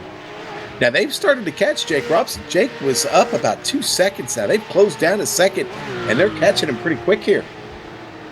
Yeah, they are. Running wide there, actually, is Cestas. They gets all wrong on the brakes, and that's going to allow S-House maybe half a nose. He'll try and send it back to the inside. No, he thinks better of it then heading to the toe and would rather work together with Cestas rather than against Cestas and Robson. Remember, Niehaus is only, and I say this very lightly, only about 3.5 seconds down the road, closing that gap all the time. So these two need to make a breakaway right now because Niehaus, far and by beyond, is the quickest driver on track. Louis got then looking down the inside for the heel on Robert de Rouge, battle for 5th and 6th on circuit. That not quite happening. Yeah, Cestas and Mika S-House trying to make this a party of 3, and they're not far from doing it now. Really picking up the pace on Robson now. Yeah, they just got out of the boot.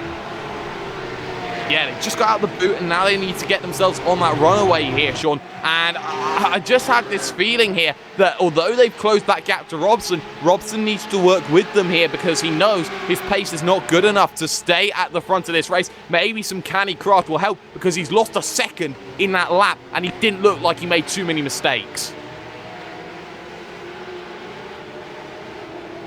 I mean, we're looking at de Rouge right now here, and Louis got through as well there, Sean. So now de Rouge under pressure here because Salmonen chops the nose on Salmonen, and that will just drop everyone back.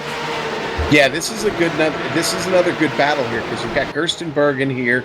Boslav is now caught up to these guys, and that's a little 4 or 5 car battle there with Tobias Wigart there in the front, and then we're battling for the lead again up front. Yeah, we certainly are. Robson then holds it just for the moment here as they head down into the chute here. This is where Alexei Usiakala had his big issue worries then just a few years ago. And well, now you see Robson here looking to try and have this battle, looking to try and make his way here into this one and hold these drivers up. And for the moment, he can't quite do too much. Cestas then just holding on to things just for the time being. For the time being, I think that's something we're going to be talking about for the remaining 45 minutes of this race for the time being, because positions seem to be changing every 100 yards or so on this track, and we've got this battle for the lead. 3 cars in it now. Robson leads him through the heel there, and now onto the left-hander. So tricky here to get the speed just right so you don't slide off into that tire barrier, and all 3 pull it off. Now, as I mentioned before, my least favorite section of the track is we're on board with S-House. S-House getting a nice... Yeah, run out of the final corner, though. There's a battle for the lead, and Cestas now will look to go to the inside. S-House nowhere near close enough to make that move, and they need to make it sooner rather than later. They lost 1.3 seconds in that lap to Niehaus, and there's the move for Cestas. So now S-House is caught out now and needs to find a way through. The door needs to be open. He can't do it through there. Needs to now get onto the power as quickly as he can. Door left open for a second time, and he can't quite get the run through. Couldn't use all of the circuit there because Robson plods it. Cestas with an opportunity to break. What a battle. Yeah, there's still plenty of racing left to go, folks. And right now, this is a good one. Your new leader, Sindre Cestas, now the Scandinavian driver, gets himself up front. But here comes John Paul Niehaus. He is now in the battle. He's inserted himself here, Jake. He certainly has, and he was the last driver on the reverse, and as things stand, he's not going to take the title if things stay like this. He needs to be in 3rd position in order to make it a tie, and from there, I don't know how it's going to work to decide a winner in that respect, though. You see right now, Mika S-House then looking at the inside of Robson, and he's not going to be close enough right now. And that's just the thing, though. You're playing the game, you're waiting on this game, and you're looking at it, Niehaus is there, and he's been catching at a rate that is just being ridiculous compared to everyone else so far.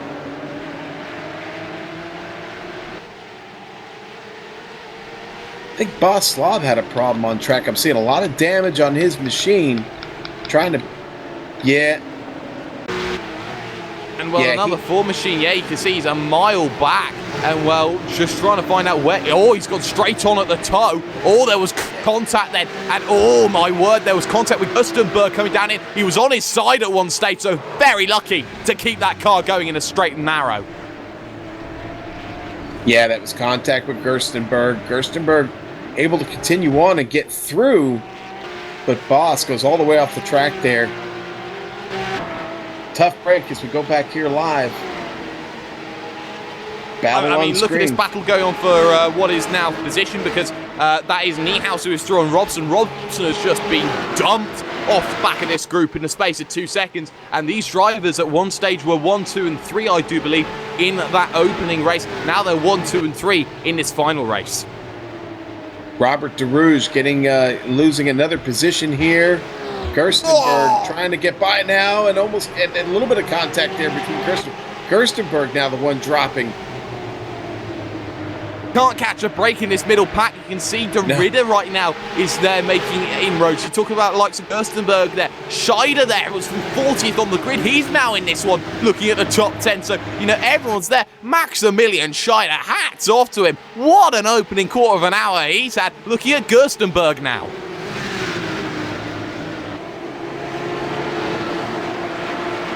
That is, DeRouge almost loses it in the right-hander there. Does a good job of keeping the car under control.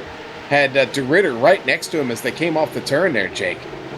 Yeah, and well, they're lucky they keep it too wide, side by side, then up, and DeRouge tries to close the door. DeRidder was there, though, and DeRidder will have the inside off camber, always his advantage, so, you know, he's going to keep that position for now, and you can see DeRouge is just falling back. The pace isn't there. Gerstenberg now wants a piece of the action, and looking down the inside, can't quite do it. Now has Scheider for a little bit of company then, who's trying to go and do the up and under. Not going to happen there, as they all check up then in this middle pack, then this middle group. DeRouge really the bottleneck right now. Scheider gets a great run out of the corner, side by side with Gerstenberg.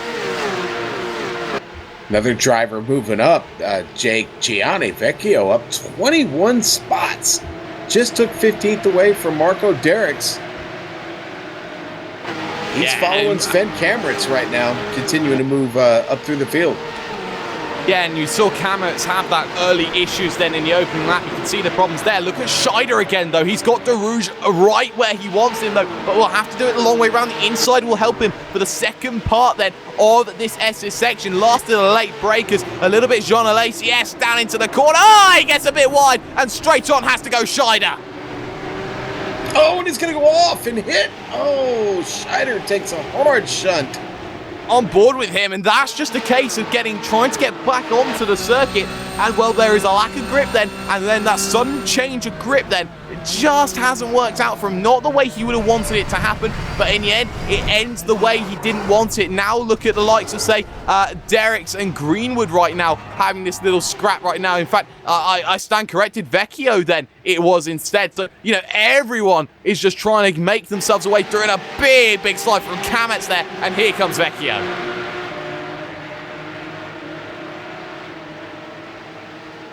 Well, Jake, John Paul Niehaus has gotten himself up to third. Does, and well, you can see there DeRouge again, though. James King tried to go down the inside, and now Vecchio and Kameritz. You can't take your eyes off this middle battle here. They're doing a brilliant job of everything right now as things stand. That front battle, though, it does close up. S-House looking at it right now, but you know, you're seeing this here side by side, and that is that driver of Gianni Vecchio who is going to try and get it on Kameritz then through the final corner. Finally done. Oh, they touch, and they hold it together. Kameritz, a lucky lad. I'll tell you what, I don't know if his luck is going to run out today, but he's got pretty good. He might want to head to Vegas after the race. I keep trying to get to the battle up front.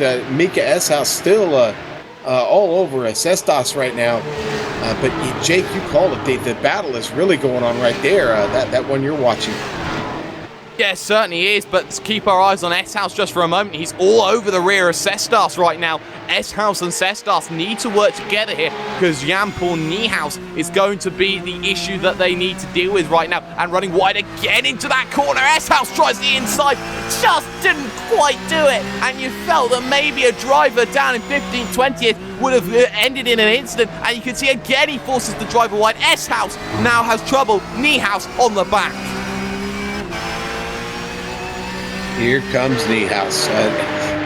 What a journey it's been for him. 20 minutes and he's made up. Oh, big wiggle! Big wiggle from S-House. And how has he held that together and not run into the back at Cestas? I don't know, but that you said it. Big wiggle indeed. Well, everyone's just got a life here, it seems, and everyone's using them up in these early stages. We're only 20 minutes in. There's another 40 minutes yet to play with here. And you look at the likes of S-House again, running a little bit wide. Coming out that corner, tries the inside, and it doesn't quite work. Advantage now, Niehaus, who now gets right onto the rear. Yeah, I'll tell you what, Mika got that not 11 hanging out on the ragged edge right now, digging, trying to get that first. Oh, and he's sliding 90. Drifting it into 90. Oh, dear me. S-House then gets away with it. I think there was no contact in terms of this that contact, and there wasn't. So that's literally just the problem that S-House had. The moment that he started getting those wiggles, he was lighting up those rear tyres. Once those rear tyres start to go, it gets harder and harder to hold that vehicle, and that's where it just exacerbated on the same flat spot then as he got a big slide into one. Yeah, and Niehaus does a great job of slowing the car down and avoiding any contact there. Gets him up into second and now battling to try and go get up that track and go get Cestas, who's now 3 seconds up the road. But he doesn't have to, though. That's the point. Niehaus wins the championship from this. And Kametz seems to have had an issue somewhere, just trying to work out what's happened with him. Oh, he's had contact down at the S's. He tried to go down the inside of Darouge. Little tap, and he's gone square on into the barrier. We've got that on the replay. Let's take a look at it real quick here. There we go. Let's get it up here for you. The GSRC replay. Looking at Sven Kametz there.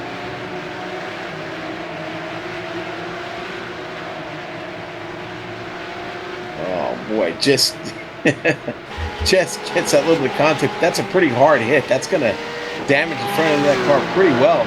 Pretty good shot to the left front.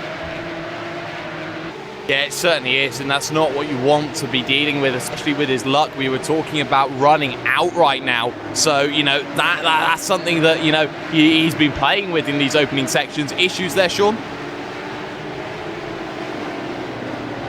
Yeah, more contact for Kametz, getting up into the S's, and he slides it up and gets a piece of the barrier.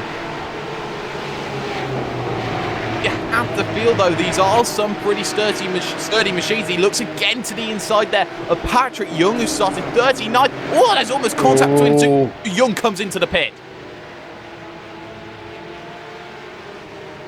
Yep, we've got James King in, too, so we're starting to see some pits cycle around now.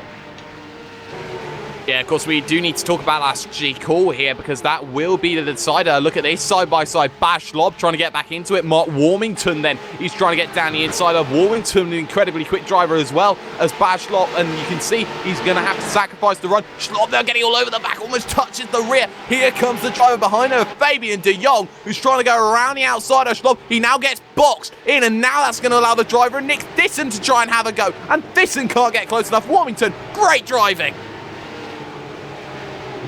Fabian de Jong just trying to hang on there. Like you said, he'd gotten boxed in, made a nice move there on the outside. Able to still hang on there, though. He's got himself up to 16th. He certainly has, and well, you can see this battling going on. De Jong now is going to have to be careful of Baz Schlob. Remember, Schlob had contact into this next corner, and he has to back out of it. Here comes Thyssen to the outside, and well, Schlob's going to have to leave the room. Not in the same scenario, though. He goes in, oh, they get close again. They're taking liberties, Thyssen and Schlob, two of the stalwarts, then you could say, of the iRacing service, and now Thyssen trying to come back at him. Not close enough. Yeah, Baz Schlob working with quite a bit of damage on that Porsche, Jake. The wing all rumpled up, and both sides, left and right, pretty good damage there. You got to wonder how that car might be handling. He's got to be fighting it just a little bit. Yeah, you know, a panel with a different beat or bruise on it means that the air comes across the flow a little bit differently. That means that, you know, there's different areas that get emphasized in terms of grip and areas that get de-emphasized in terms of grip. So for Bajlov, you know, he will have those issues that he'll be having to deal with. Right now, you can see there that inside line. Darush is going to come in. Schlob is also going to follow. It's a battle of pit crews. Let's go. Oh, big wiggles then as they all try and find the line.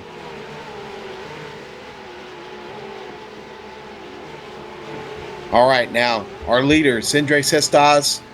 Now that gap starting to fall just a bit. Jan-Paul Niehaus is on it. About a second better, or about a half second better on that last lap.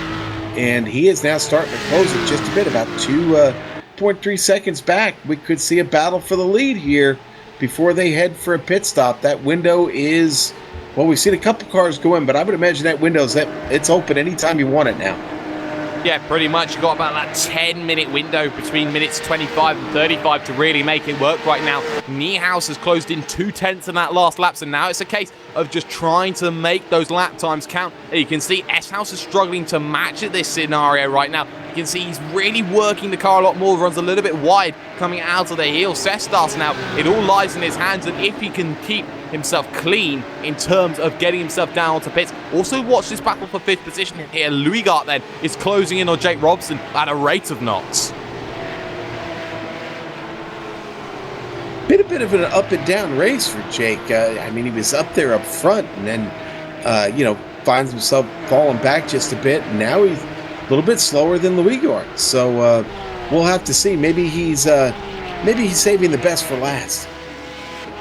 The problem he had is he started 4th on the grid, so, you know, he was in and around those drivers who would naturally fall back in terms of this race. So the problem that he has now is the incredibly quick drivers who you expect to win have already made their way past, and now Robson now has to deal with those slightly them to try and get around and deal with. So that's the only issues that he will stand and have instead right now. We do have side-by-side Manzanzo then going at it with Sven Kametz then at the moment down in towards turn number 1. It's going to be given to Kametz then. As you can see, Manzanzo then just waiting and holding it off, and there's Darush just ahead. Kametz and them, they have history this race.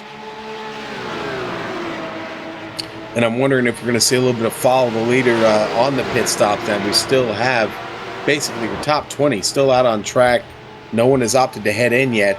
What do you think, Jake? You think you'll see a little bit of follow the leader when it comes time? It's all about who and when they want to make the move. Example is being Sestas staying again with Niehaus because they know that that new tyre, that new rubber is going to be so key. It's about who wants to blink first. If Sestas comes in, Niehaus can just easily follow in behind. So he has to make it a situation where he's pretty much held prisoner right now out until Niehaus comes in. So Niehaus holds it, but he's got to be careful because S-House then technically has control of all 3 cars on when they all pit. And actually, you can say that Sestas runs incredibly wide at 10. That's going to bring the gap down by about a second.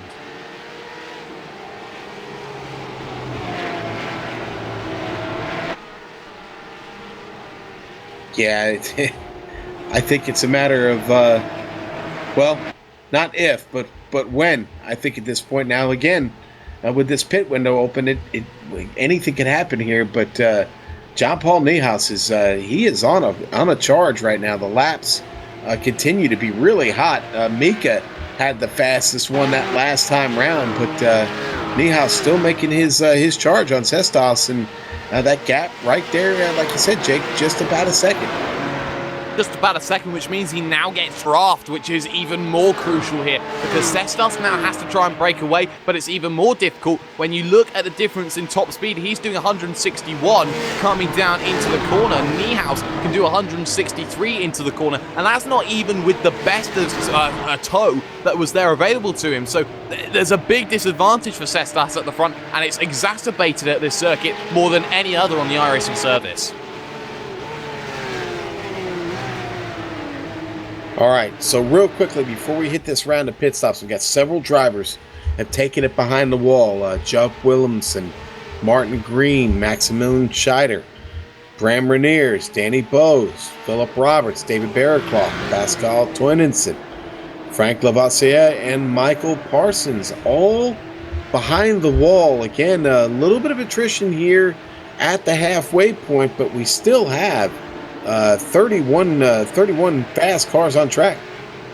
Yeah, and the battle for the lead, though, is going to continue in this one here. We're going to see whether any of them will come down into pit road this time by. They need to make that pit stop sooner rather than later. You know, timer is ticking away in terms to get that. We're heading towards that half-hour stage then in this race. Half distance then will be scored on lap number 16. On the brakes into the right-hander. Will anyone dive it down onto the lane? No, they all stay out again. They feel that that long stop strategy is going to be key. Saving that fuel early on in that race has been key in deciding when they come in here, Sean. Yeah, I wonder... we see anybody try to go for no tires. I don't know if there's any real advantage. I'm thinking everybody's going to go for tires and fuels here.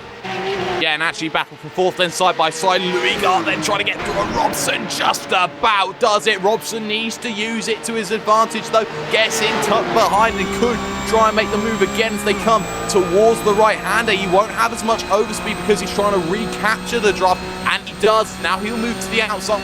Now he'll get the position to try and make the move, and he will try it around the outside. He'll try and hold it, and he will. Great move then from the driver of Robson, and Robson holds that one there. Well, the thing is though, if you don't take tyres, you gain yourself about 20-30 seconds in the stop. If you take fuel only, which I think everyone's doing in this situation, you normally see tyres on the hour, you know, you're only playing with fuel, so that pit stop time comes down quite a bit. Yeah, and I think looking at some of the pit times from some of the other drivers that have already come in, James King, Marco Derricks, Jason Marichal, those were pretty short pit stops. I'm guessing maybe only fuel on those 15, just under 15-second pit stops for them. Yeah, fuel and no tyres seems to be order of the day then for these drivers. And while you're looking at everyone just trying to hold off, trying to make sure that it all works. But the train of three at the front, though, they have been the three MVPs of the day so far. And you can see the drivers all trying to work it. S-House runs a little bit wide. Will anyone come down onto the lane this time by? Well, questions asked, and they stay out again another lap. So, you know, they're all trying to play that game of chicken off the top of the cliff. Who's going to hit the brakes first? The answer is nobody at the moment. Hopefully they don't all jump off the edge and run out of fuel. Yeah, don't want to run out of fuel. Don't want to do it. Not on this one. Course just long enough that it'll cost you probably 3 or 4 minutes to get that car towed back. Not a good idea. The top 16, though, still all awaiting to bring their cars in. Right now out there on 17 laps on fuel. Past the halfway point. Almost a lead battle then we are hearing in our ears. S-House then trying battle for fourth though behind as again Robson holds on then to it down the inside. He'll take the position then of fourth position, but you can see here everyone's just starting to get a little bit tense, you could say here, Sean. They're all looking to try and have a go and try and hold the lead and hold the position. You got Lyson Niehaus doesn't want to do anything about it and doesn't want to take any unnecessary risk. Remember, if any one of those leading two cars take each other out, that's it. They're out of that race to the victory. Niehaus has it for the moment, but he's reliant on S-House staying behind. Putting a lot of faith in Mika S-House. Move to the inside. Wow. John Paul Niehaus took a look there on Sestas. Backs out of it and checks up S-House just behind them. They get out of that boot. I mean, it's a waiting game between all of them here, Sean. They're in a position where they don't have to worry about anyone behind. Robson and Louis are clearly slower cars, so they do have that buffer that they can really play right now. Into the final corner they come along. It's going to come in. S-House blinks. S-House blinks, and that's a worry because S-House could take the lead on tyres here, but he might run out on tyres towards the end. Well, S-House ran out of fuel once. I think he's got a plan here to not run out of fuel a second time. Yeah, certainly will. And well, tyres are going to be the key on him then, because we saw just how difficult it was when everything was a little bit here or there. He's there in his box waiting to try and get himself out and away. You can see he's not going to have the ability to be there, and he's revving that engine. He's desperate to get himself going. He finally gets himself away. Is he in clean air though? That's the key issue then. If he has draft, that is helpful, but he'll have to navigate it, and he's in a world of his own right now in terms of the track. So S-House has clean air to work with. Has clean air and old tires. He did not take tires on that stop, Jake. That was a fuel-only stop. 13.8 seconds. He was 36.8 seconds there in the lane. That'll be the gap to watch when Sestas and John Paul Niehaus both come into the pit. Oh, and he's trying down the inside a little bit, his Niehaus, but it's not going to work at the toe there. They both ran a little bit wide and deep into that corner. Now the run up the hill, and they're fighting each other now. And there's a defensive line being taken. Niehaus now has to move to the left-hand side here because it was defended. He goes late on the brakes, and he runs himself deep again, and now won't get the corner. Now he gets the inside, and finally he will get that position. The question now remains, will they both come in at the same time, or will they stagger their laps like they did last time here? The fuel gap, surely they both have to come in at the same time now. Yeah, well, I'm guessing this was a race to the pit lane. Let's see if it is. Coming to the last turn now. Will they both dive in? Nah, I don't think so. Here we go. Another lap around.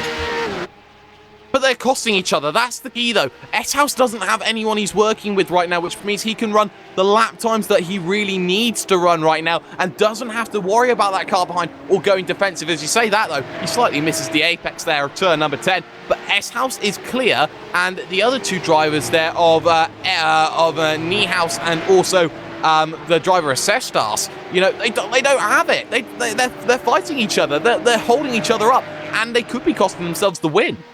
Could be playing right into Mika's hands. Another car off in the pit. That's Pepton Huvenars there. The Benelux driver is now in the pit. Might have towed. There might have been something on track for him. Yeah, heavy damage there on that vehicle, and well, that's not the way he wants to have ended it right now. But, yeah, we've got it on replay, and then we're going to see exactly how that came about. And Sean, not the end result that drivers are wanting, especially when you invest 35 minutes into a race. Yeah, tough way forward here. Coming off the turn, gets a little bit too much of that curb, Jake, and it shoots him straight across the track into that Armco barrier. Lots of damage on that car.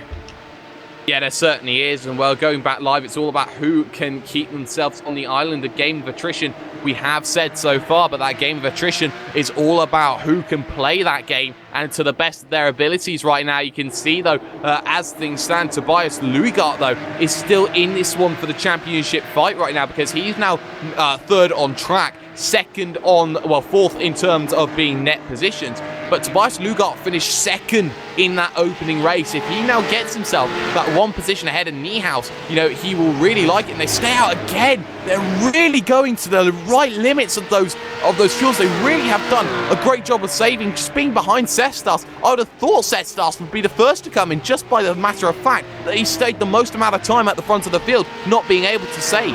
And Luigart just comes in. Tobias Luigart is in the pit, coming down the pit lane now. Give you an update here on Mika S-House. Okay, now he is back in 10th after his stop, 2 laps now around, and he finds himself 32.3 seconds behind our leader, John Paul Niehaus, who still has to take that pit stop. Yeah, and the question is, can 32 seconds really play into your advantage here? Has S-House been closing in down that gap? He did a 1:51.9 that last time by. Compare that to that driver then of Niehaus. He did a 51.4. That's half a second difference there. So Niehaus is now kicking it to another gear. He just now needs to be perfect in his box when he boxes it and hope that he doesn't run out of fuel. Just looking here at everyone going on right now, you just got to hope that you're not going to have to just dip that clutch in. Maybe you will have to dip that clutch in through the final corner because the margins are so tight in this event. Yeah, and a lot of these drivers are going to probably push this fuel right to the limit, 65%. My numbers say that took us to about 40 minutes. Oh, there's going to be a mad dash for the pit lane here any moment, Jake. Yeah, they certainly will. And well, we've seen drivers who have come in, drivers who haven't. It's about who can manage that to the best of their abilities. I mean, there's about 7-8 drivers here who haven't come in front of S-House, so people are knowing to try and stay out late, and we've seen Niehaus just try and turn the screw in this situation. Will he come in again? No, he doesn't. Cestas does. So the question is, Cestas, for him, can he get out in front of Niehaus? That's going to be one question. The other question is, can he get out in front of S-House right now? In comes Salmonen, in comes Robson as well. So, you know, they're all trying, they're all attacking it. Everyone's going to the limits. Driver going one more is Niehaus. Right, and a lot of guys coming in. Jake Robson's in, Salmonen is in. Here comes S-House through the final turn now, taking the right. Going to come up the straightaway. Cestas is down and away, but S-House is going to get away. It's tight coming out then. They're going to be side by side, but the run is going to go to S-House then. So that is the position for Cestas. So now it relies on Niehaus then, who did get a little bit of a gap, but a little bit more he will need to find. By my reckoning, he will be clear coming out of pit road, but the draft will only favour the driver of S-House when he gets off the lane. It's so close to call. I should have put a little bit more drama into that because that was close. Cestas really did a good job of getting out there in pit lane, locks himself right in behind S-House. Not a bad place to be. De Ritter, Niehaus still up there, first and second, still have to pit. Yeah, they still do, and De Ritter's done a great job. 22nd on the grid, didn't get the reverse, didn't get the result he wanted in that first race. Now needs to try and work that into his own strategy right now as he finds himself about 20 seconds down the road from S-House right now. Niehaus then will look to around turn number 11 on circuit, and turn number 12 will soon follow. It doesn't seem there's any fuel worries at the moment then as he comes to the final corner. So what it will mean, though, is that he'll be fine. He will come in this time by. He has run it to about 41 minutes, and he is very conservative getting down onto the brakes. Well, here we go. The race is on. Mika S-House getting out of the boot now.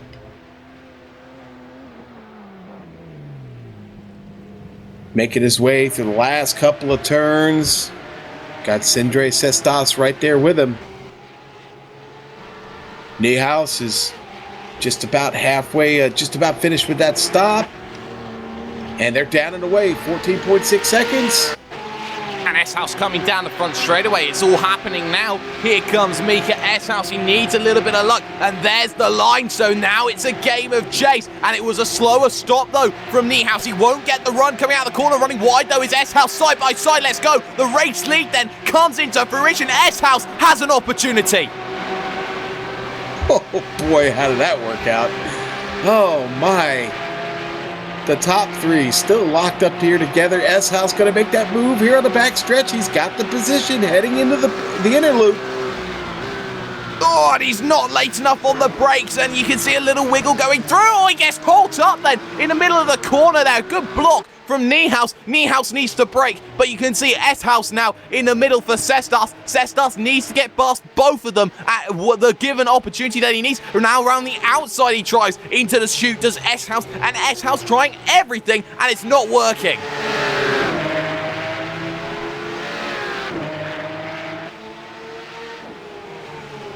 Well, hey, everybody has made their pit stops here at this point. Let's run down the top 10 for you. It's John Paul Niehaus, your leader. We've still got a battle. Tough to get away from. Yeah, it is, and it's S-House on the inside, and he's going to get the position, surely. Trying to get the run off of the corner there is Niehaus, and Niehaus just about has enough to send one down the inside at 10. Can he hold it down the inside at 10? S-House trying to run it around the outside, and he's going to not have it. Gets a big wiggle out of the corner. Had to give the room, and now they're side by side through 11, and it's a bold move then from Mika S-House, and now Cestas wants it here down the inside of the driver of Niehaus. It's all happening, and as things stand, it gets close, but they hold it together. Mika S-House has got those tires very angry on that Porsche 911. Niehaus going to try and take advantage of that, crosses him over here down the straight. But no, S-House going to go defensive and take that down on the bottom line. Gets a nice run off there. Niehaus not able to gain. Now they're going to have to get up through the S's. Sestas just sitting back there watching and waiting to pounce. But Sestas needs to move, and that's the problem. He needs 2 positions on the driver of Niehaus right now, and Niehaus holds second place here. So he needs to get past Niehaus, he needs to get past S-House as well. He can't stay in 3rd position and hope to take the title like this. He's got to make something go in the last 50. Sean, if I was that driver of Sestas, I would be in a situation where I'd go, I have to do it now, and I can't afford to do it any other time.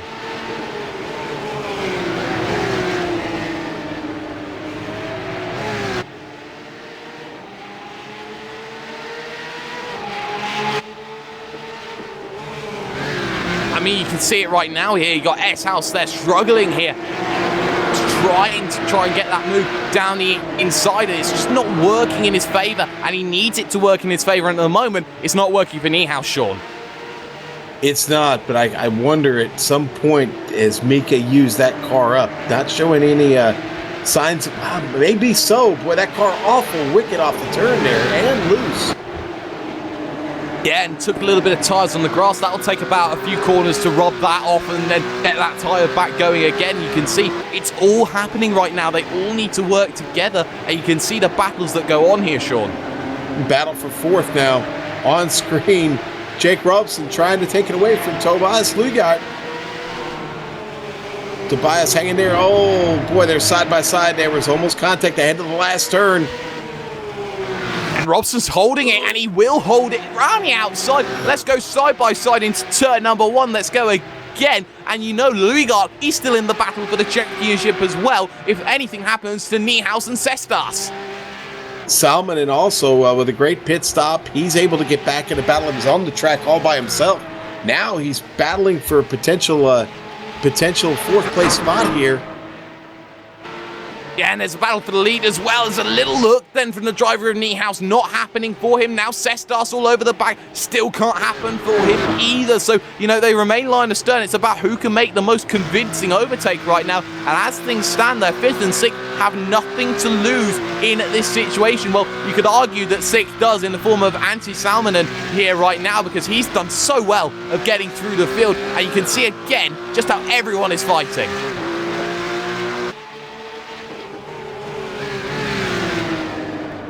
We have seen some tremendous battles here on track in both sessions today.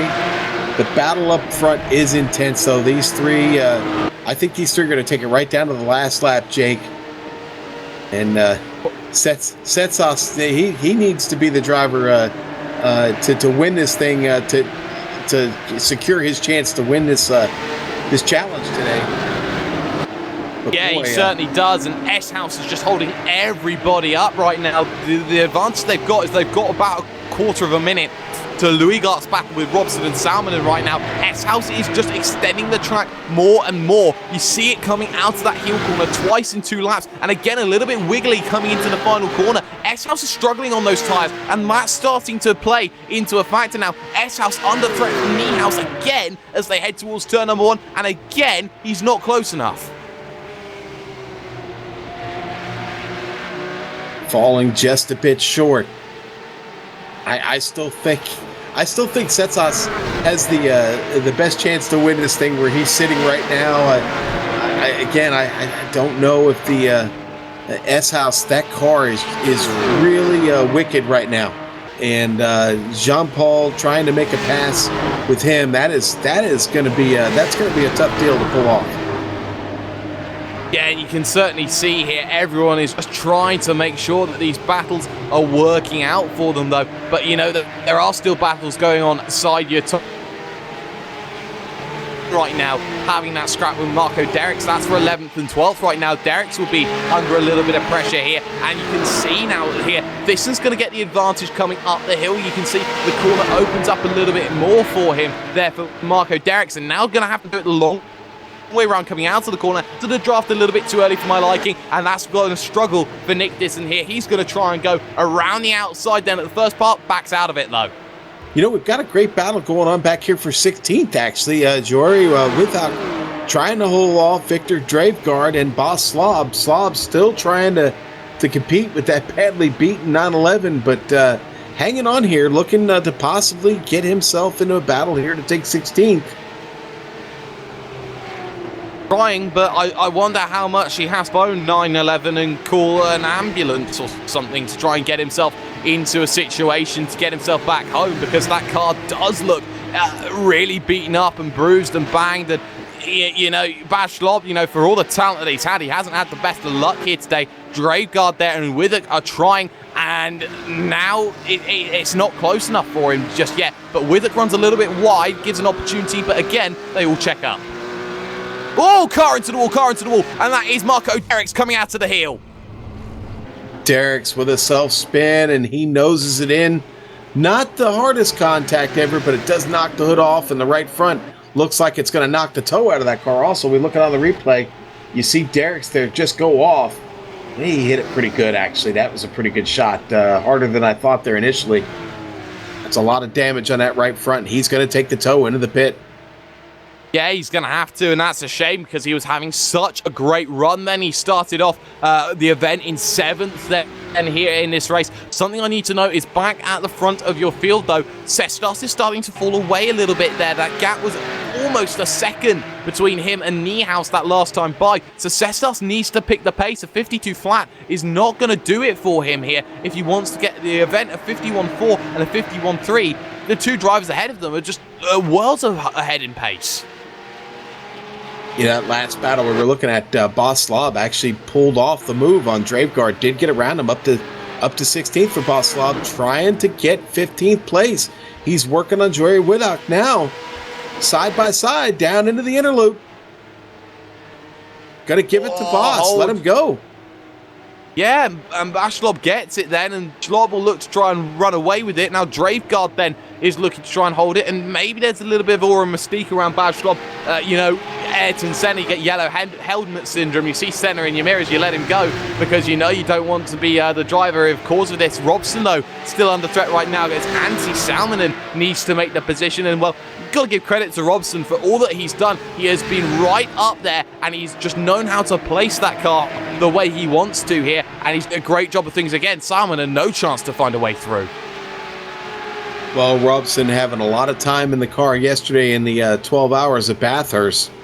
Was in that 911 and making a pretty good showing here today, running 5th. But man, Salminen really on him, and that position has not been decided with just a little over 8 minutes to go. Yeah, and that's only going to be 4 or 5 laps they're playing with, so there's not enough time, you could say, before, you know, you get yourself into that situation. Go back to the battle for the lead, for example. S-House has 4 tenths, and Cestos has a second back to S-House. So, you know, Cestos has to make the moves now, has to get there, and he locks up going into the chute. That will cost him time, and it will cost him effort, and that's just gonna bring him those few tenths further away again. So it's working against Cestos. He's pushing too hard right now, needs to relax, or hope that Niehaus tries on S-House, and that they come together or something. Big wiggle again from S-House, who has to do a correction.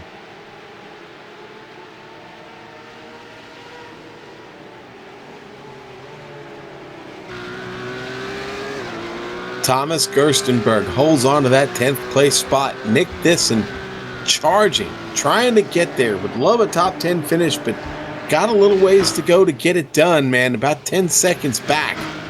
I don't know if we've got enough time for that, but Gerstenberg still fighting, wanting to pick up more positions. He's got Christer de Ritter right in front of him, and he is right up on him now. I don't think it's going to happen here unless there's an incident. Gerstenberg's running similar times here to the driver and Nick Thyssen. Gerstenberg and de Ritter. We saw de Ritter try and run that late stop strategy. He's got him into 9th. What about Gianni Vecchio, though, in 8th? He started 36th on the grid. He's got to be your biggest mover and shaker in the field. And you have to give credit and plaudits then to that one there moving forward. He's doing a great job of things as things stand. But now you get a look at Robson and Salminen. Salminen again trying, and Salminen not close enough. Battle for the lead, though, as well, because now Niehaus is within 2 tenths of a second, and side by side and around.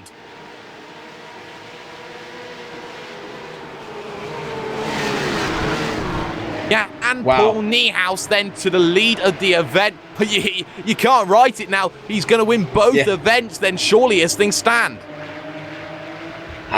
Boy, I'll tell you what, that's the way it's looking, isn't it? Boy, what a run. He's in the right spot here now. S-House can still mount a charge. It's not impossible. No, it's not. Setsas is still within reach here. Nothing decided. Oh, boy! Yeah, boy, Mika that giving him was a run. close from S-House. Oh my word! You can't get much closer than that. There must be a little bit of paint then left on the car of Niehaus right now, as S-House tried everything to get himself through then at that corner. But now you see Niehaus then just holding on to things for a moment. Jake Robson's around, and it looks like it was Solomon and might have gotten a piece of him there as they were going through the right-hander. Let's look at it on the replay here. They just checked each other up, and then it was a case of, two people in the middle of the street. One goes one way, the other decides to join, and they try and go the other way, and the same thing happens again. So, it was an awkward bit of miscommunication, and it ends the way that nobody wanted it. Robson was doing so well, but in the end, it doesn't work out the way he would have liked. Boy, now Robson's got to worry about losing another position here to Arnaud Leclerc, right hot on his tail now. The French driver trying to get that sixth position away. Just under 5 minutes to go. We are in the stretch here. And S-House unable to close in on Niehaus that time by then coming down in towards this inner loop. Not going to happen there. You can see just how aggressive he is over the curves, just trying to close down Niehaus, and it's not happened just yet. And Niehaus then, he has that advantage, barring a mistake, which he has been faultless all day long with. You have to say, title's his right now. Yeah, it really looks that way. Still got to finish these laps out, but Niehaus really been the class of the field in both races, and really seems to like this new Porsche 911. He's been wheeling it all day, but I've seen Mika Hesshaus race just a bit, and I'm not giving up on him just yet. But I'll tell you what, one mistake by either of those two, that hands this thing to Setsas. Yeah, it would, and well, Setsas now is going to have to be reliant on a mistake, but Niehaus has just been absolutely faultless all day long. We've said it again, when they next cross the line, it will be 2 laps go in this race, so, there's only 2 more chances, you could say, for S-House to really make that move work. He'll come through turn number 11, not close enough, and that gap was a quarter of a second last time, and I have a feeling it's going to be similar. He goes again and takes that little wider line that's going to cost him, and again, he's just taking everything and a little bit more out of the circuit. I feel he's pushing too hard as S-House. Yeah, he's definitely pushing hard, and again, we talked earlier about him maybe using that car up. I can't imagine there's much left in it at this point, Jake. We've seen it all over the track, and those tires, again, just got to be extremely angry at Mika right now. Yeah, it's torturing for souls there on that car, and well, he wants to try and get that run, wants to do it. Oh, he clips the wall coming out of the corner, and that's going to hurt him then on his run. He hits the wall out of 3. Here comes Sestas then to come through, and there's a little bit of damage there. He's weaving, he's wiggling a little bit to the inside. Sestas into second, and now Niehaus just needs to stay clean. Wow. We're going to go on board with Mika here and look at the replay. You're going to see him get this wall. Coming up through the S's. And just runs it out too wide. Boy, that's a pretty good hit, too. Good right front damage on that car. You see it buckle up on him. Wow. It's moments like that decide the races, and well, for S-House, he's still pushing, and there was a little bit of contact then just off camera. We just seen Sestas who's managed just to hold on to things for the moment, but the gap now is looking more like 2 seconds to Niehaus, and Niehaus with a lap to go is pretty much all safe and sound as things stand. Salmonen, though, still going at it then. Robson just ahead. Well, no one can blame Setsas for doing all he could to try and win this challenge. But I don't know if it's going to be enough at this point. Mika still losing ground back there. The car is really out of shape. Got some wing damage on that wall slap, too. Yeah, and, it's going to be one of those things that's going to hurt him. You could see he just runs wide coming out of the corner. It's the wounded prey just trying to get home. He has third position locked, but now with a lap to go, you have to say, Niehaus, he's deserved everything that has come to him today. Jake Robson back here in 5th, trying to hang on to it. He's got big trouble behind him. Antti Salmonen is looking to take that top 5 away. Robson has had just a wonderful race, but has also had his share of hiccups. And right now, the battle for fifth is on as they come across the line. I think, is that going to be white flag this time? Next spy for the leader. White the flag white then. is out. Yeah, it is. The white flag's out, so now it just relies on Salmon trying to make that move here, and I don't think he's going to be in a situation where he can. Don't count out Leclerc. Leclerc can still do something about this battle right now. You can see he's now getting that run coming out of the corner, needs to get into the toe, and it's defensive, though, from Salmon, and he's not worrying about fifth place. He's caring about sixth right now as they look to come down into the chicane, and for the moment, it just stays line astern behind that. Gianni Vecchio, is it? Yes, it is. Look how far he's come back from Vecchio all over the back of Leclerc. All right, let's take it to the lead. Jean-Paul Niehaus is getting out of the boot. Got 3 turns left to get this race done. Last lap here, coming to a close. Jean-Paul Niehaus looking to take this win in race number 2 and take the championship for the challenge. 1 turn left to go. The right-hander, and then under the bridge on to the start-finish line. Jean-Paul Niehaus gets out of the turn under the bridge. Here we go. Jean-Paul Niehaus, your winner today in the gathering of tweakers Porsche 911 Challenge. Sindre Setsas is going to go ahead and take second. Mika Eshaus in third. We got a long ways to go back to fourth and the rest of the field, but what a race by those 3 here at the end. Setsas getting up there next to Niehaus, and a little congratulatory probably wave at him there from the cockpit. Tobias Liegart going to get across. 4th place. Jake Robson in 5th. Antti Salminen going to have to settle for 6th there, Jake. Yeah, he is, and well, you know, he had Gianni Vecchio worrying him throughout the rest of that one, 7th and 8th. Leclerc couldn't get close enough.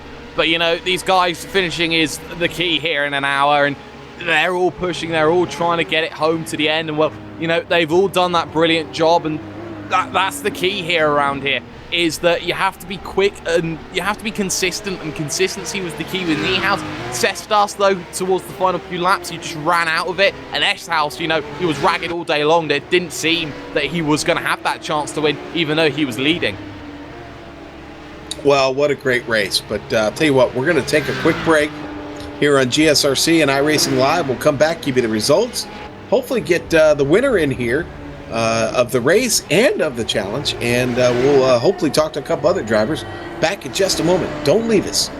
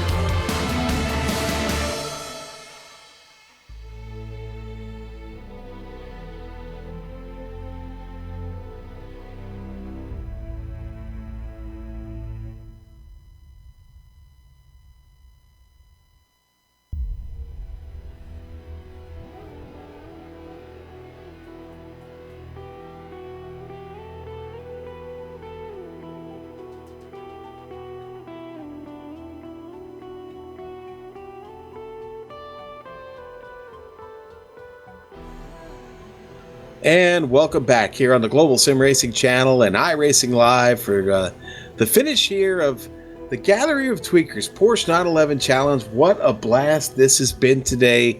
2 great races, 1 sprint race, 30 minutes, and in this final feature race, 60 minutes long, saw Jan-Paul Niehaus win this race, and what a run by him. He's going to win this challenge also. Sindre Sestas, great job by him. Just couldn't pull it out there at the end. Mika Eshaus, what a story. That car all over the place, able to hang on to a podium finish. Tobias Liegart going to get 4th. Jake Robson in 5th. Antti Salonen 6th. Arnaud Leclerc 7th. Gianni Vecchio coming all the way from the back of the field, finishing 8th. Thomas Gertzenberg going to finish 9th. Christer de Ritter 10th. Nick Disson going to finish 11th. Jurgen Frank 12th. James King 13th. Fabian de Jong 14th. Bas Slob 15th. Victor Dravegaard 16th. Joeri Withhock is going to be 17th. 18th going to go to Daniel Manzano. 19th, Frank von Borsto. 20th, Frank Hendrick. All right, now we'll go to the last 21 cars here. That's going to be Jason Marichal, 21st. Sven Kammert's not a great run for him today, 22nd. Robert DeRouge, our pole sitter, going to finish 23rd. Jarno Padakit, 24th. Mark Warmington, 25th. Koyoshi Kelly, 26th. Seafruta, 27th. Stephen Greenwood, 28th. 29th, going to go to Marco Derricks. Pepchen Huvenars, 30th. 31, Patrick Jung. 32nd, Martin Helgers. Jupp Williamson is 33rd. Maximilian Scheider, 34th. Martin Green, 35th. Bram Reniers, 36th. Danny Bowes, 37th. David Barraclaw, 38th. 39th, going to go to Philip Roberts. And the last 3, I'm not sure it took a lot, but that was Pascal Twinenson, Michael Parsons, and Frank Lavasseur. And that is your 42. And what a great race today. Got a couple guys here in the booth for an interview. Let's talk to Mika Eshaus first. Mika, welcome back to the booth. Well, not you didn't get the win, but not a bad challenge for you. You finished 3rd. Pretty tough race there, though. You 3 up front were really locked up, buddy. I had that one a little mistake where I locked up the brakes going into T1 and then slipped the rear. Pulled it well to avoid me. And after that, we just tried to catch back up to, I think his name is Andres. Yeah, we caught back up, and I knew I was a little bit quicker than him, so I definitely knew Jan was quicker. So at that point, I decided to try an undercut, which worked perfectly. I nearly overtook Jan as well, so good racing up there. I got a feeling we're going to see a lot more of you in this car. Oh yeah, definitely. I haven't raced it that much the last few weeks, but already racing it in a few leagues and everything, so I think it'll definitely be a keeper. Well, what a great event! What do you think about that format, the sprint race followed by that feature race? Yeah, I always love that. Especially like the reverse grid. It's always great fun. Having to carve your way back through the field and everything, so always a good challenge. Yeah, you definitely had to carve your way back up through the field. You pick up 11 spots and get this podium finish. Congratulations, Mika. We will see you down the road in another series, I'm sure. Yeah, thanks, guys. All right, that's Mika Eshaus. Finished 3rd today, and we've caught up with Jake Robson. Jake, congratulations. Good run today. 5th place finish here in the feature. Got to be happy with that run. Yeah, definitely happy with it, considering where we started and the quality of people in the field, for sure.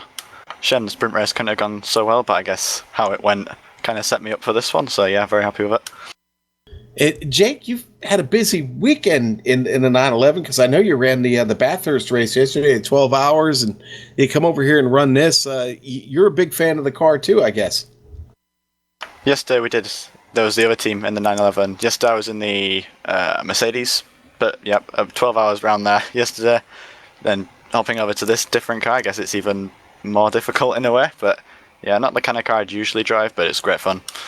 You know what? And I don't know why I was remembering you being in the Porsche 911 yesterday, so my bad, but still logged a lot of miles this weekend, and that can certainly take its toll on a person. But you come out pretty well here today. Lots of action on track, though.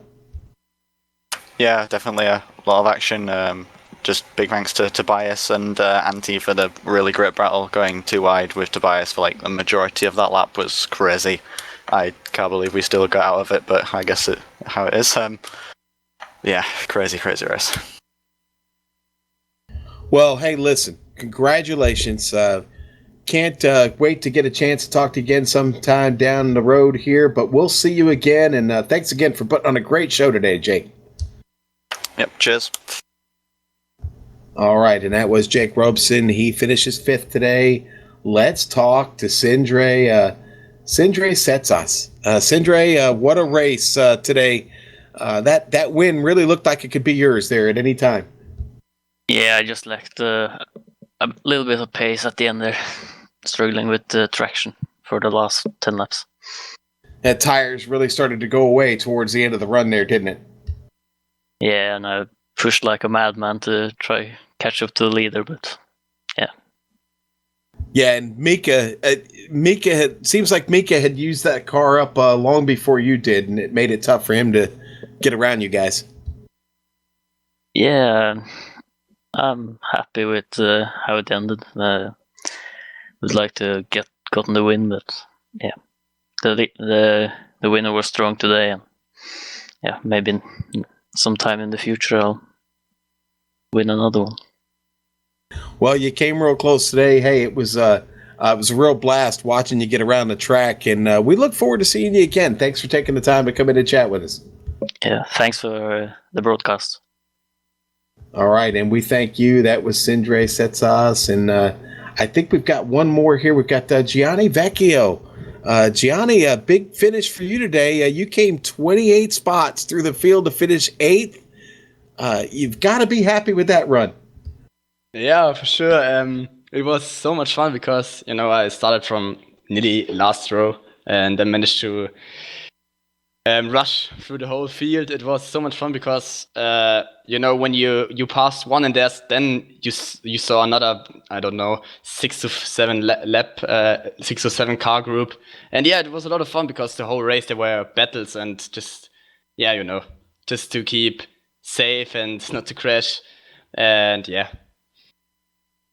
Yeah, and that's a long way to come up through the field. I mean, you saw probably just about every incident unfold, and I guess my question is it luck or was it skill? It's both because first of all, I just saw my teammate. I don't know if it was Jürgen or Frank, upside down in turn 1, and I just immediately wanted to avoid that. But then in the same moment, I saw another car that was upside down, but I don't know how I avoided that crash. And in the end, yeah, just to avoid contact and incidents to manage to get 28 places through the field. Well, Gianni, congratulations. I know it's been a long day, and we appreciate you taking some time to talk to us real quick. But again, congratulations. That's a heck of a run. You were definitely our biggest mover through the field there in that second race, and it was a lot of fun to watch, and I'm sure it was a lot of fun for you.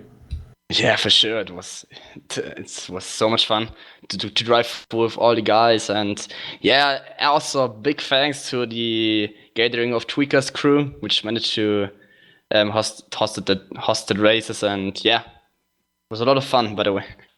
So what's the next big race for Gianni? 12 hours Sebring for sure, because we will do it together, me and Tim Bertie.